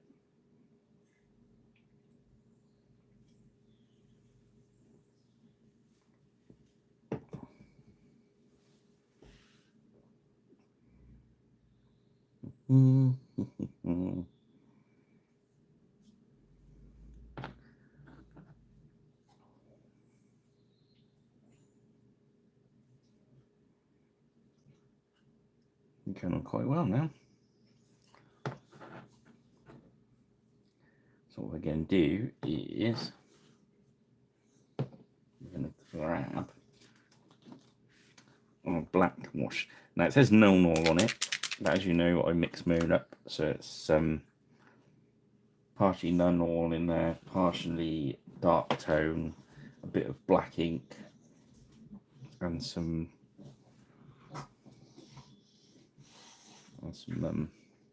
matte medium. Do I play Saga? Yeah. My favourite one is Saga Age of Magic. But I'm quite happy to play any year when I get a chance.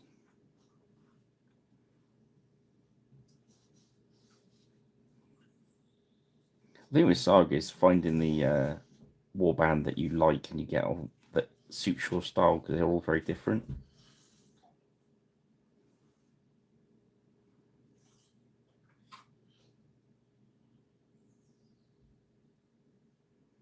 Again, that's one of those games, it's really easy to learn how to play it. It's ages to suss out. A moment to learn, a lifetime to master.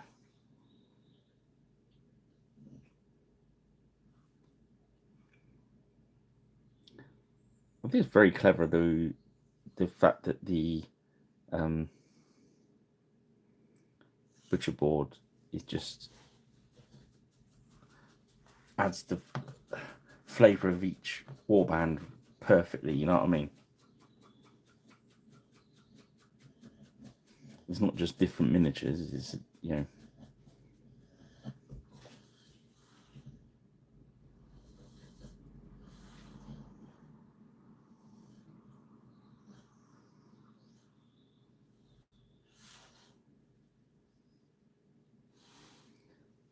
Good example, when we first picked up the Welsh.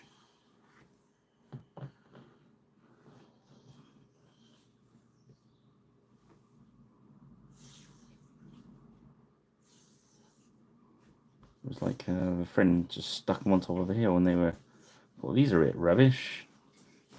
But it wasn't until you suss out, you got to use their kind of abilities to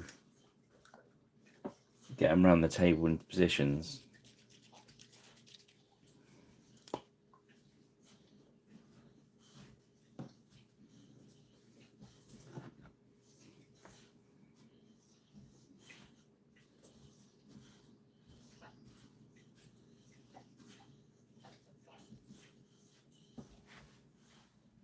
Oi!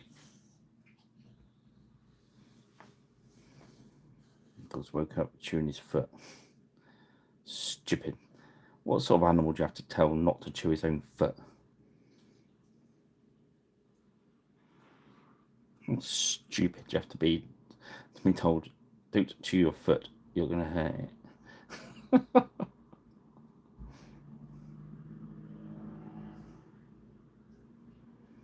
Yeah, so now I'm putting our flesh shade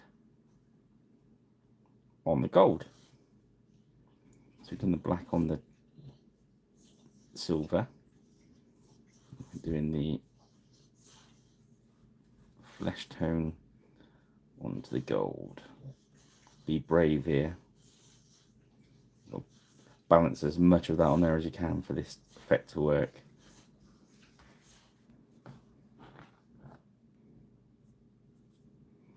That black on there starting to make it all dull already.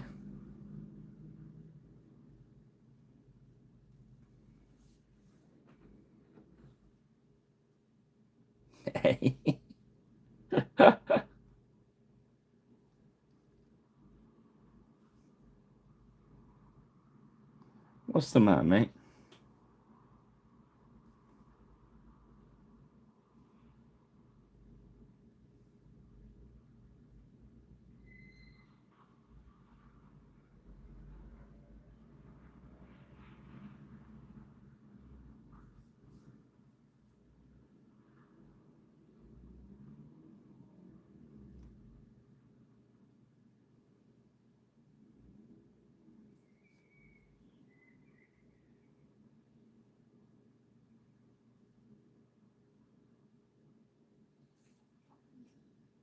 Oh, I get you.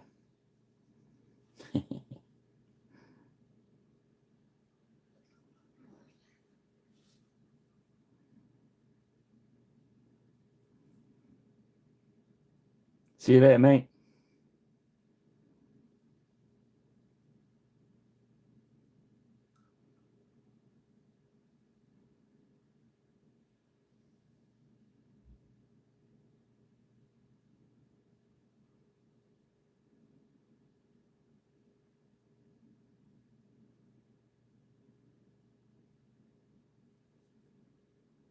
Just stacking that flesh colours as much as we dare to.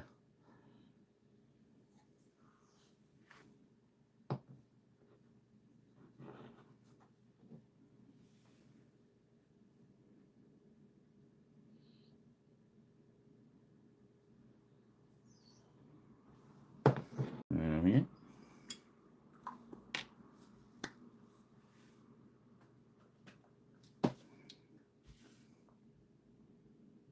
Oh, pardon me. So we're just going to drop some washes onto the other colours so we kind of say they're done. So obviously green tone with the green pants.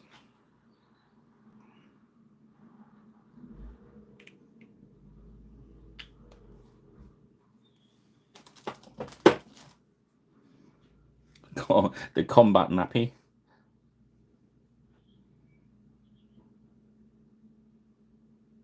Obviously, any gladiators that are watching, I'm actually not calling your mighty combat trousers a nappy.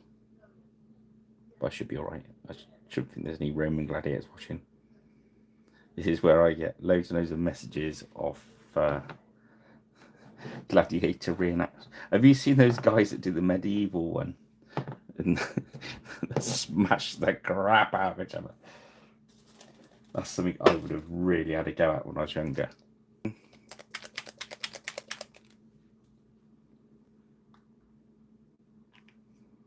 I used to do live role playing, but foam swords are a little bit higher. I wish those. I would have just been in there.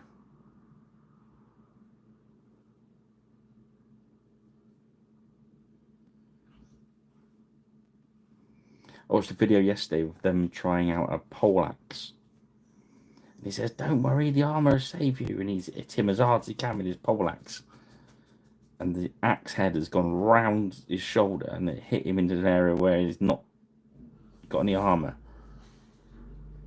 And the guy's just gone down like a sack of potatoes. You know what I was going to say there, a sack of, but potatoes will suffice. He's going, "No, it's all right, it's all right, he'll be all right, he'll be all right." And he's sort of staggering. "Oh, he's not all right." And they, "Oh, you hit him there." I think it broke his shoulder or something stupid like that. As you do.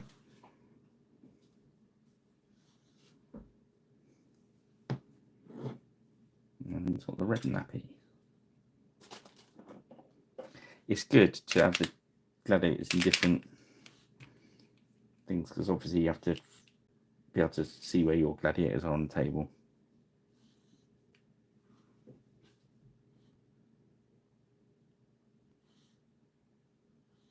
Yeah, they were trying it out. It wasn't in the actual battle. They were just like at the event, I think, and they said, "Yeah, let's do this." And it was a proper like Danax. It was like 6 foot. And it just the haft hit his shoulder, and the head went over the back piece. Oh my god! You could see straight away as it hit him, he crumped. It's not so much being hurt; it's the recovery time afterwards, isn't it? You know what I mean? It's like it takes so as you get older, it takes so much longer to heal.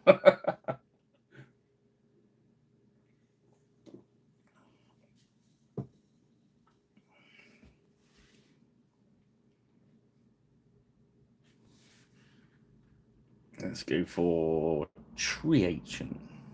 No, let's go for dryad bar brown.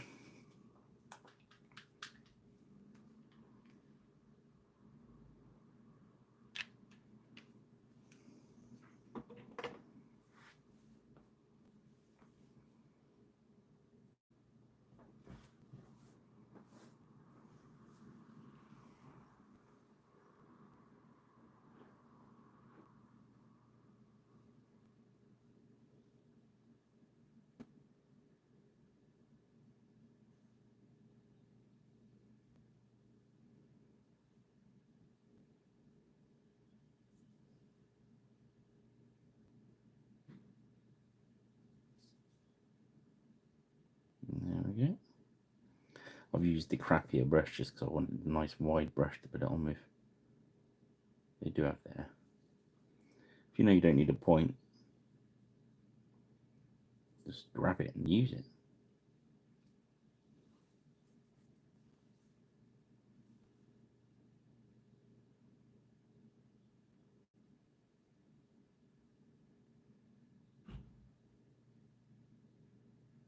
There we go. I'll use that for the wood of a shield as well.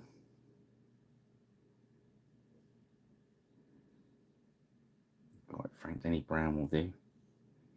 Pick your favourite brown.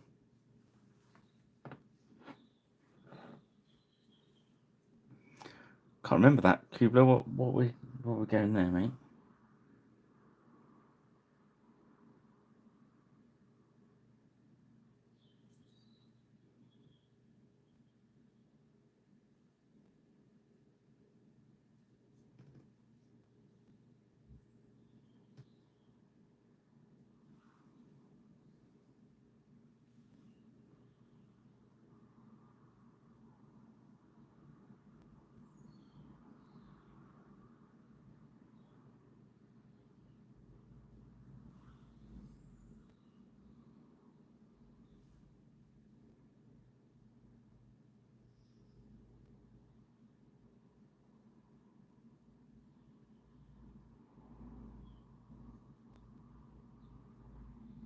Oh,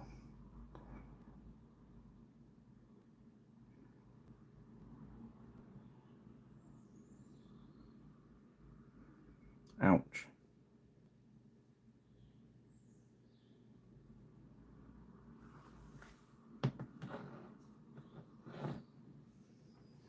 Yeah, Charleston's a bit dodgy, isn't it?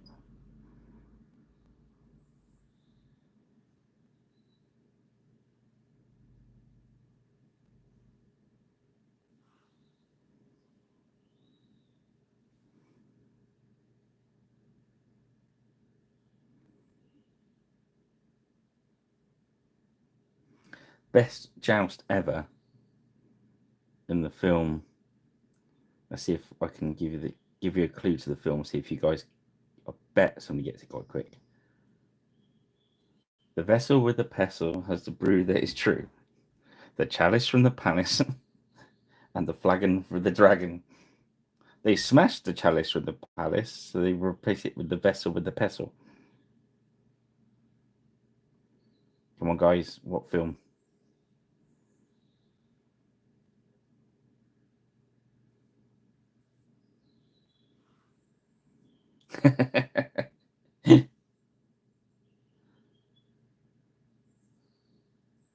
Giacomo.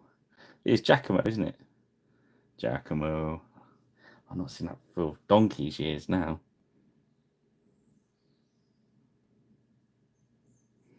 Don't drink the chalice from the palace because they smashed the chalice from the palace. Yeah.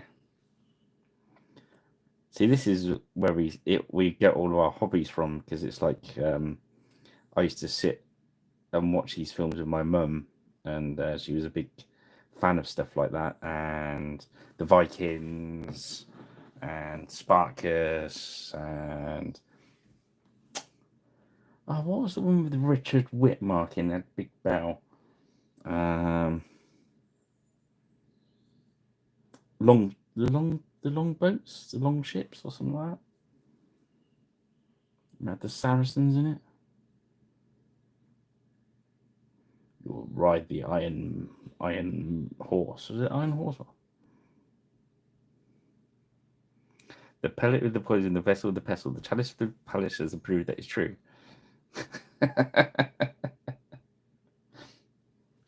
Yes, that's right. But they've smashed the chalice from the palace. Oh no. So you got the vessel with the pestle. Anyone coming in halfway through this conversation is going to think, yeah. Well, yeah. It's kind of yeah, that's it. The chalice from the palace got smashed. They had to replace it with the flagon with the dragon. So the flagon of the dragon as the poison from the palace, and the chalice and the poison and the brew that is true. I love the way he mucks it up. It's brilliant.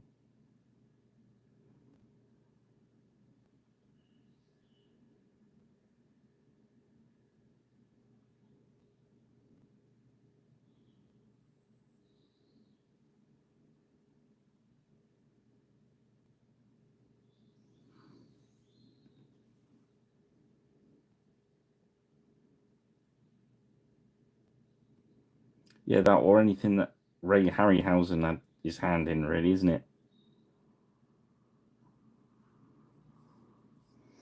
The Valley of Guanji. Oh, pardon me.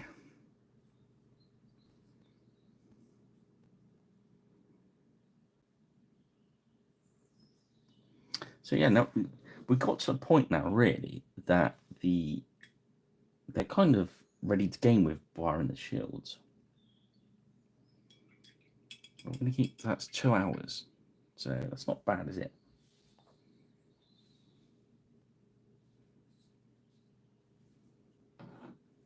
I'm saying they're really nice miniatures to paint. I really like them, and you can take them to any level you want from there. I mean, that's kind of basic tabletop.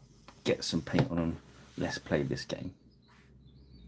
So by that reckoning, you could paint the 8 you need to start a game in what, 4 hours, 5 hours. So one long evening or two evenings, and then you're juggling. I don't know if that's a word. It is now. But we're going to do a little bit more work on these. We're going to do next. We're going to grab soft tone.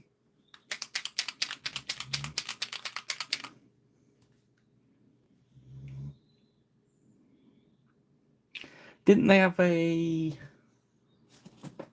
false bit on the front of the lance as well that's supposed to shatter? Is that the court jester? And the evil Black Knight had one with the spike inside it or something. Am I right, or have I just my imagination gone kind of crazy?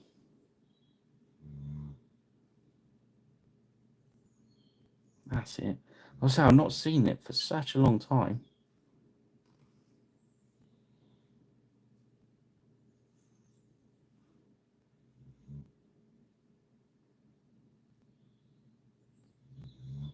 What a great film.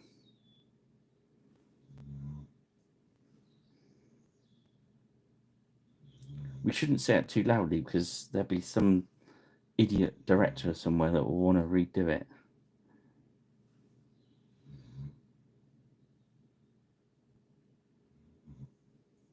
It's like films like The Vikings, isn't it? It's the scene where Kirk Douglas is trying to break that woman's braids because she's been.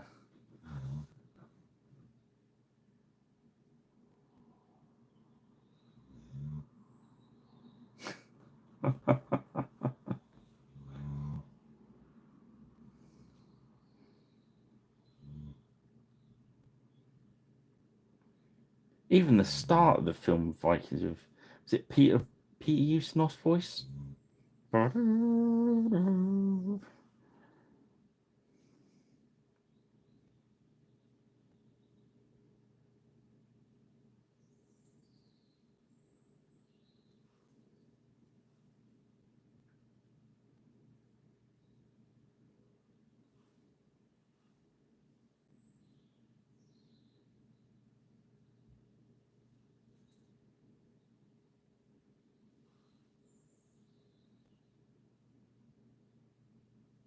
Oh, awesome. They got that cartoony bit at the start, and they were saying about how the Vikings raided and blah blah blah.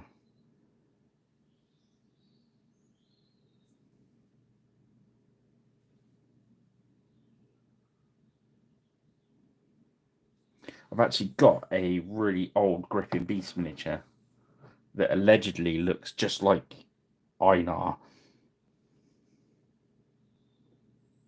I should paint him up and do like a special prize for him with him or something.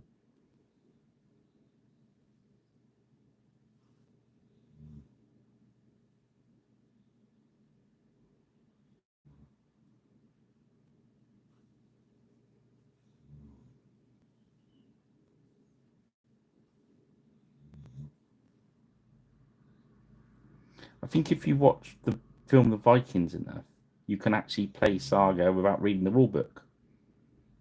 And that's just a rumour I've just started, but it's a good rumour. Lord S will approve of that rumour. I know exactly where he is. I mean, if you want to hold that thought a moment, I'll go and fetch him from his drawer. I have to switch the light on. Oh.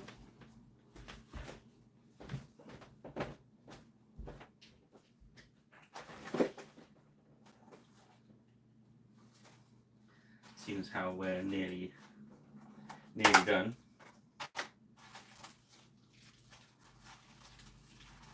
Where are you, Einar?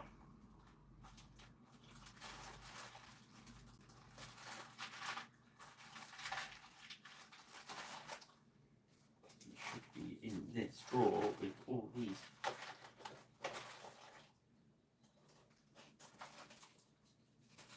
Oh, there's some more bases.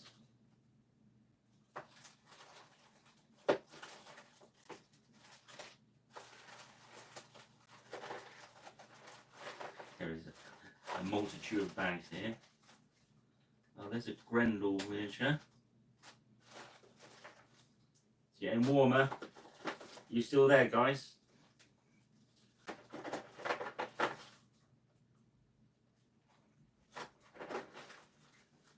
No, he's hiding.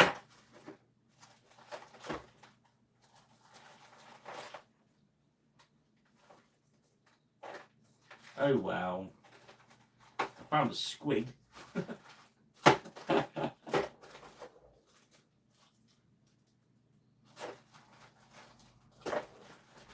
Ah, they're interesting.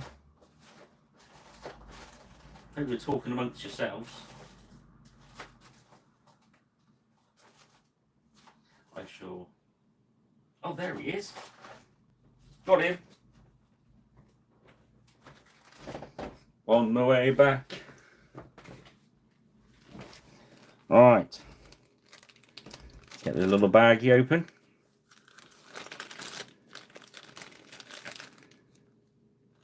But he has got 2 hands. I was tempted to chop this one off, but I can't remember. I think it's this hand that gets chopped off. But it can be Oh, no, it was Tony Curtis had his hand chopped off. Einar had his eyeball pulled out, didn't he, by the falcon. So I could mess that and put a patch on it. Or this could be... I think it's like the opening scene where he's got the black smock on. But yeah, there he is. He shall stand at the back of my desk until I paint him.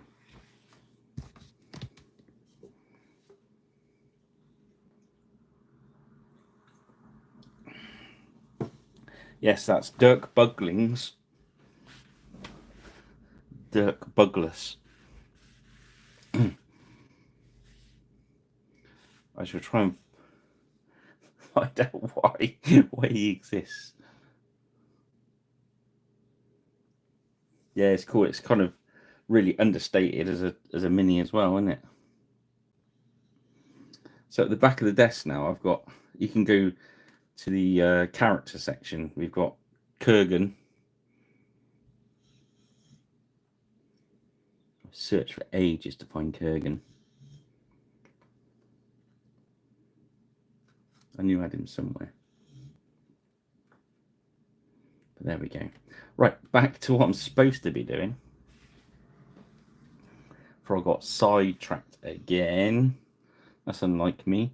As you can see, the gold armor's worked perfect again, so that's good.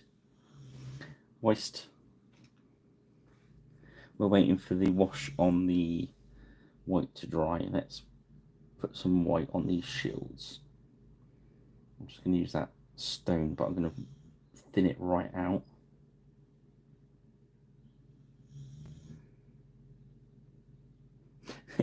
It's alright. It doesn't take a lot for me to get sidetracked, as you can imagine.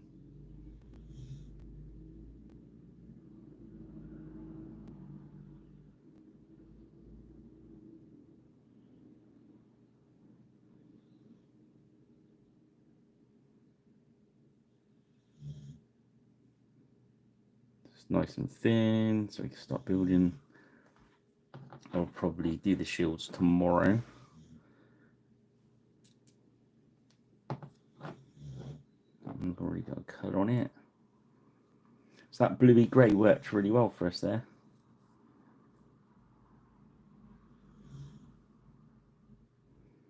You can do two. You can go two ways with that now. You could drop the black wash on it and darken the recess, and then leave it to dry, and then highlight it. Dry brush it for a highlight.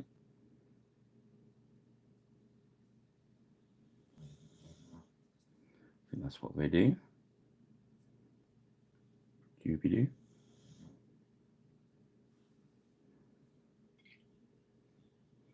What we do is grab that black wash that we've got.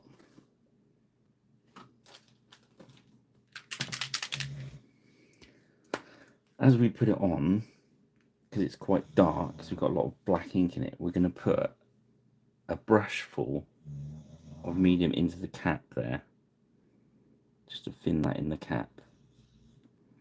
And because it's in the brush, it's going to go on the very, we don't want too much on there. We don't want to darken that grey. We want just to sit in the recess. With that extra medium on, just see how it runs into the recesses nicely.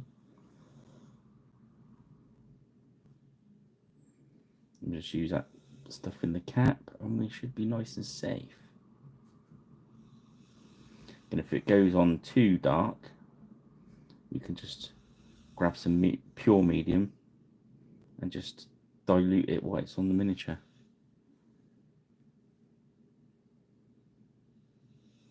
And make these washes work for us. The other way you can actually do it is get some medium, paint the area you're going to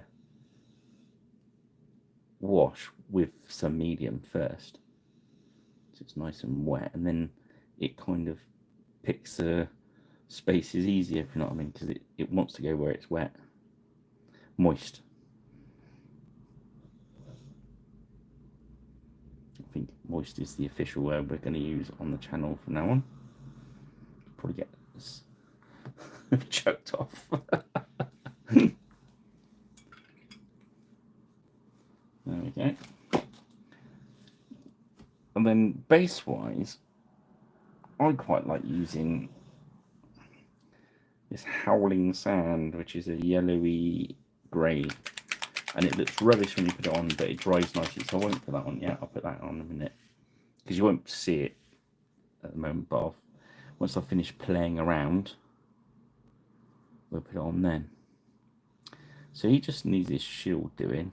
Oh, whilst we got that brown, that soft wash, isn't it? Soft tone. We just dump that on the wood that we've been, and let it tea stain a little bit, make it look a bit grainy. Take away some of the flat uniform of it, you know. Is that a word? Uniformity? Something along those lines.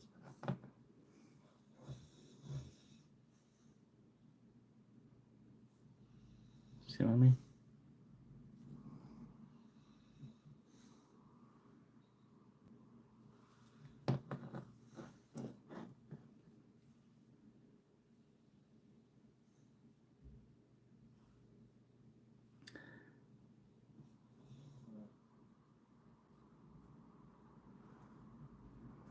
Yeah, I'll look at a way of maybe painting that Viking leader up as a warlord, and see about how we can give him away. My daughter knows how to run kind of raffle things or something on here. So you've got a fairly good chance of winning him if you watch it every week.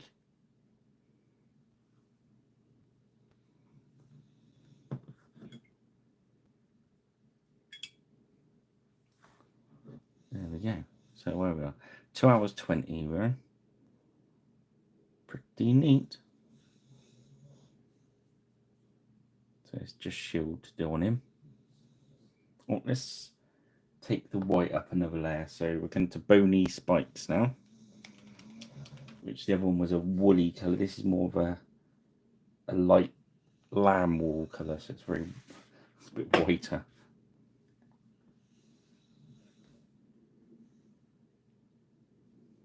I'm just going to drop a few highlights onto the white. Same way as we did the other one, we can do peaks and valleys.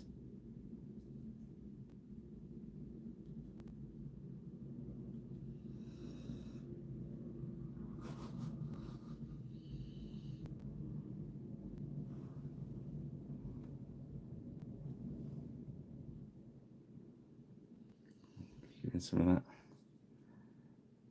Want to leave some of the original white behind, that stone colour. Also want to leave all that wash in the valleys. There we go.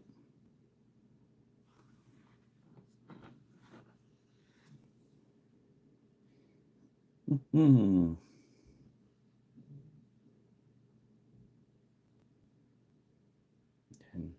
we're picking the peaks out, leaving the valleys.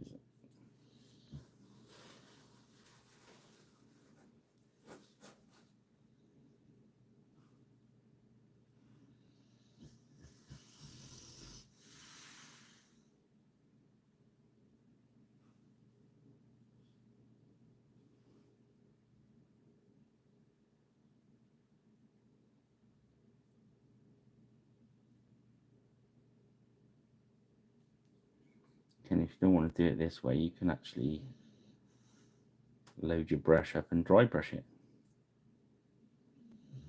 You'll get the same effect.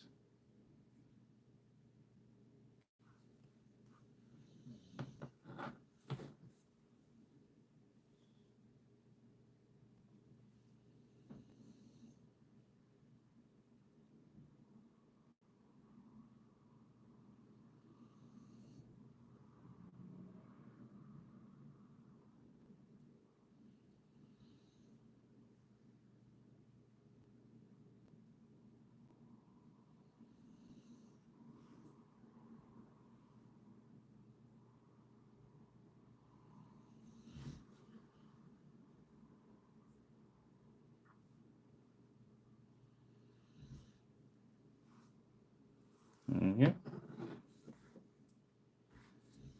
So we'll just upgrade our shields again. So we'll thin that down again.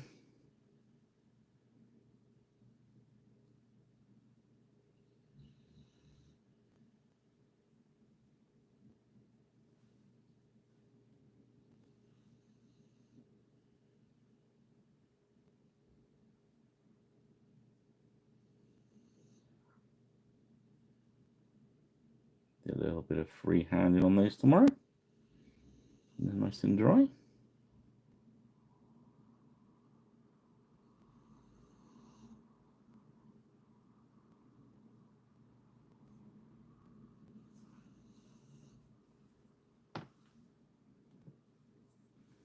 No, 2.5 hours. So yeah, you're talking about 5 hours, aren't you?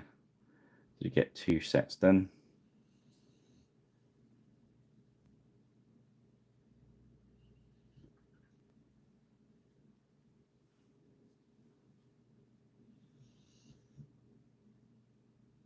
Not bad, is it?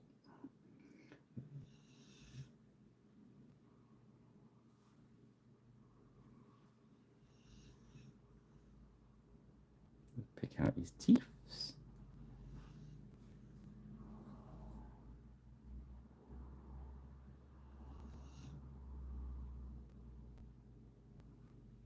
There we go. You see how that black's worked into the grey, and it's you don't even need to put the white dry brush over it now. It's left the highlights quite cool.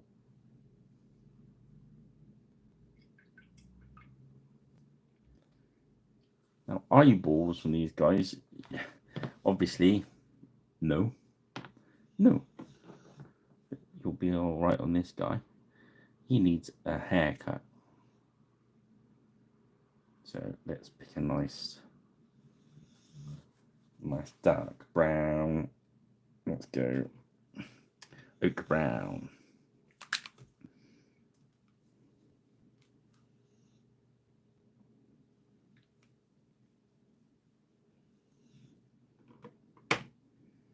Medium.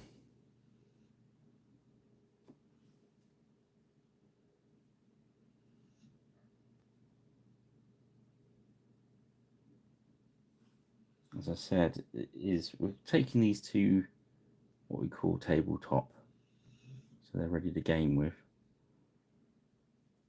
But the idea of the channel is to leave it open, so if you want to carry on and take it to the next kind of level,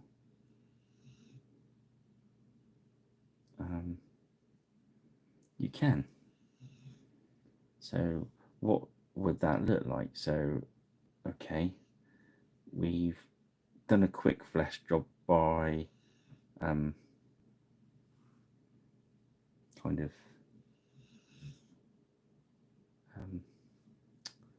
through using the speed paint.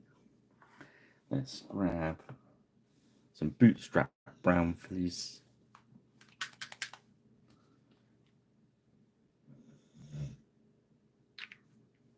I'm going to grab a crappy brush and we're going to put some medium into that bootstrap brown so it's nice and loose and thin.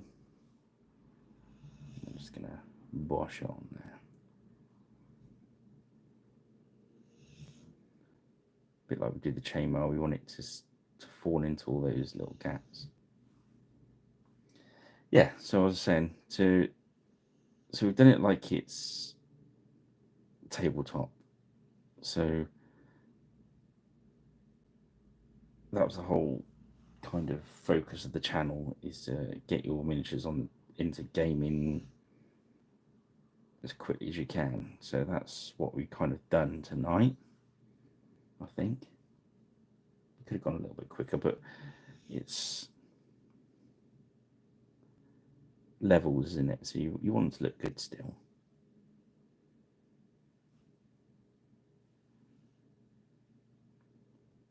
But I think this way we've painted tonight, we've left it open, so if you want to come in and spend some more time on it, you can just crack on and carry on.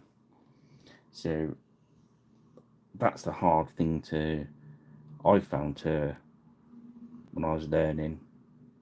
I'm still learning, but everyone's still learning. Every day's a school day. But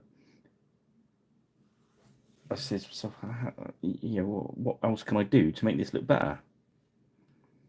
So I have a little talk about that whilst I'm painting this. So flesh tone, we've got that flesh tone there, and we did the base coat and we did the wash with the speed paint, and then we went back in with the original flesh tone. So that's the first thing we could do. We could grab the next flesh up and start highlighting the flesh. And you could stop at any point then, you know what I mean? Because we've got a nice base, got some nice blends going in there. Yeah, that's right, Cubes. So I think it's important to learn to paint at different levels, because if you try and paint every miniature as a masterpiece, you're never going to get anything finished, and then you're going to burn yourself out as well. It's important to get stuff finished, and that's what hopefully I'm here for, is to encourage people to grab these, because it's what Griffin Beast want you to do as well. They don't want you just to buy their stuff and it just sit in a big pile in your room and never play it, and then curse them for sending you so many miniatures. They want you to enjoy the game, go back, obviously buy more, but buy more because the fact if you're enjoying the game and playing it. So that's why they support me doing this. Is I'm hopefully encouraging people to, as Cooper says there, to evolve into productive painters. I think that's the best way to put it. Being productive is much more important. Now, they're not the best painted for gladiators that you'll ever see, but they're on the table. You know what I mean? And they're good enough for the game. I think that's where we're gonna probably end. Let's have a look at the videos. Let's just have a look, and we can say what we could do to this miniature to take it to the next kind of stage up. So as we said about the flesh, we can go back in, hit the highlights with the next flesh tone up. We can go back into this gold and highlight the gold out. We can go into the green, highlight that out. So you see what I mean? We've left everything open. Even if we lacquered these, we could still go back next week and paint over the top of the lacquer. It won't make any difference at all. But as gaming pieces go, we've really just got to do the shield, which I'll do tomorrow. Again, same with him. We could highlight the flesh out, highlight that white. We've already done one highlighter and a wash, and I think that's a nice white. I wouldn't want to see too high. Yeah. Again, you could do the eyes. Probably do the eyes tomorrow. Again, just highlight everything out. But I think these are smashing miniatures, and even with the very basic paint job we've done this evening in, what, 2.5 hours, I'd be happy to put them on the table and use them. So all we'll do now is we'll put I'll put this basing on so you can see how that goes on. Then I'll finish the shields in the morning. Probably do a little bit of touching. I'll probably spend another, I don't know, hour or so just fiddling around with them before we take a photograph. Use my really naffed up brushlet. It's got paint in it, the lot. This is one stage away from the bin, this one. And then I found with this howling sand, if you put plenty on,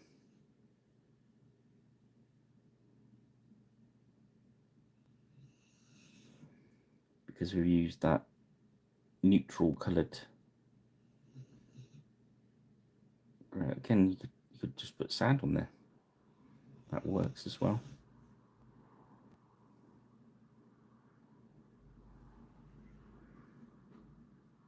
I kind of like this one.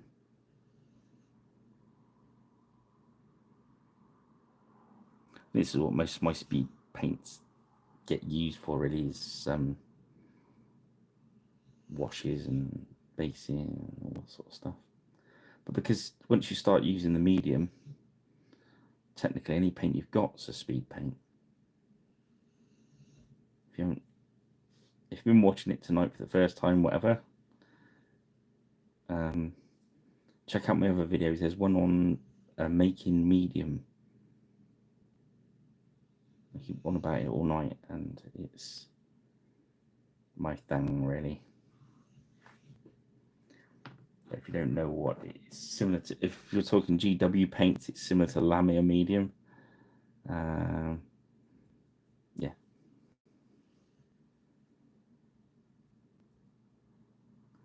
I use a lot of it.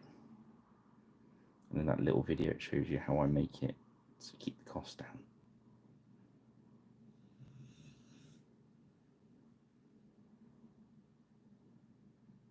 Which is good.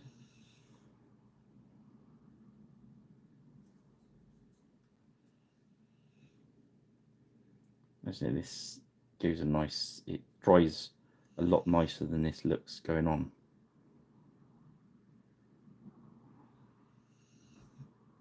But you do need it on there quite thick. Just be a bit careful on their feet.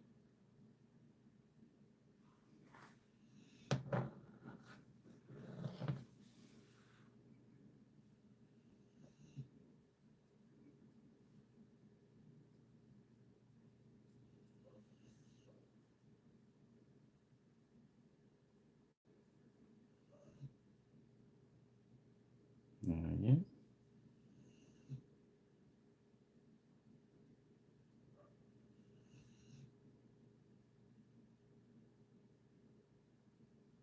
It's got really quiet. Dog snoring. There's a little dog barking outside. Everything else is quiet. It's lovely.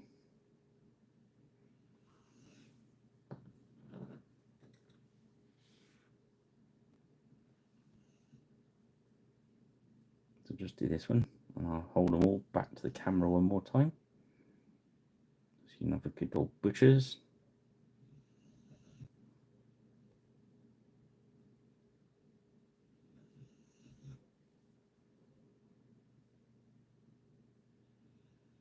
And I'll do a quick sort out in the morning of his shields and stuff, and then put them up on social stuff. Maybe job done, and then next week we're paint set 2. So if you haven't got any and you want to grab some and actually paint along in real time, that'd be cool, wouldn't it? And then the following week we might as well do the set 3, just in case anyone wants to get set 2 and 3. You get all 3 sets, can you? And then watch this on playback. Let's have a look what we got. So yeah, I mean 2 hours 40. That's with me sitting at a strange angle and chatting. So should be looking at 2.5 hours, I think. To get something like that. I've not done anything flashy. You can all do that. And without the pressure of the camera on, probably do better. So that's cool. Right. I'm going to leave it there for tonight. And thank you very much for joining me. It's been a pleasure again. Never a chore. Have a lovely holiday, Rich, if you're still with us. Yarg. I won't let the ship's wench post your package off tomorrow. I'll keep it safely on my shelf. All right, guys. Well, thank you very much for joining me. And happy gladiating, and whatever you do, have fun tomorrow, Kubla. And thanks for joining me. And I'm Ant. And if you're watching this back tomorrow and you haven't watched before, and you could see a way to dropping me a subscribe and hit the notification bell and a like, that'd be really handy. Also, if you could jump over to my other channel, Pirate Rich Plays, and help us out by dropping us a subscribe on there, and I'll get round to making some more videos. Right, I'm going now. Thank you very much, guys, and we'll see you again soon. Oh, yeah, cheers, Artemis. Oh, cheers, Betty. We'll see you soon, yeah? Night all.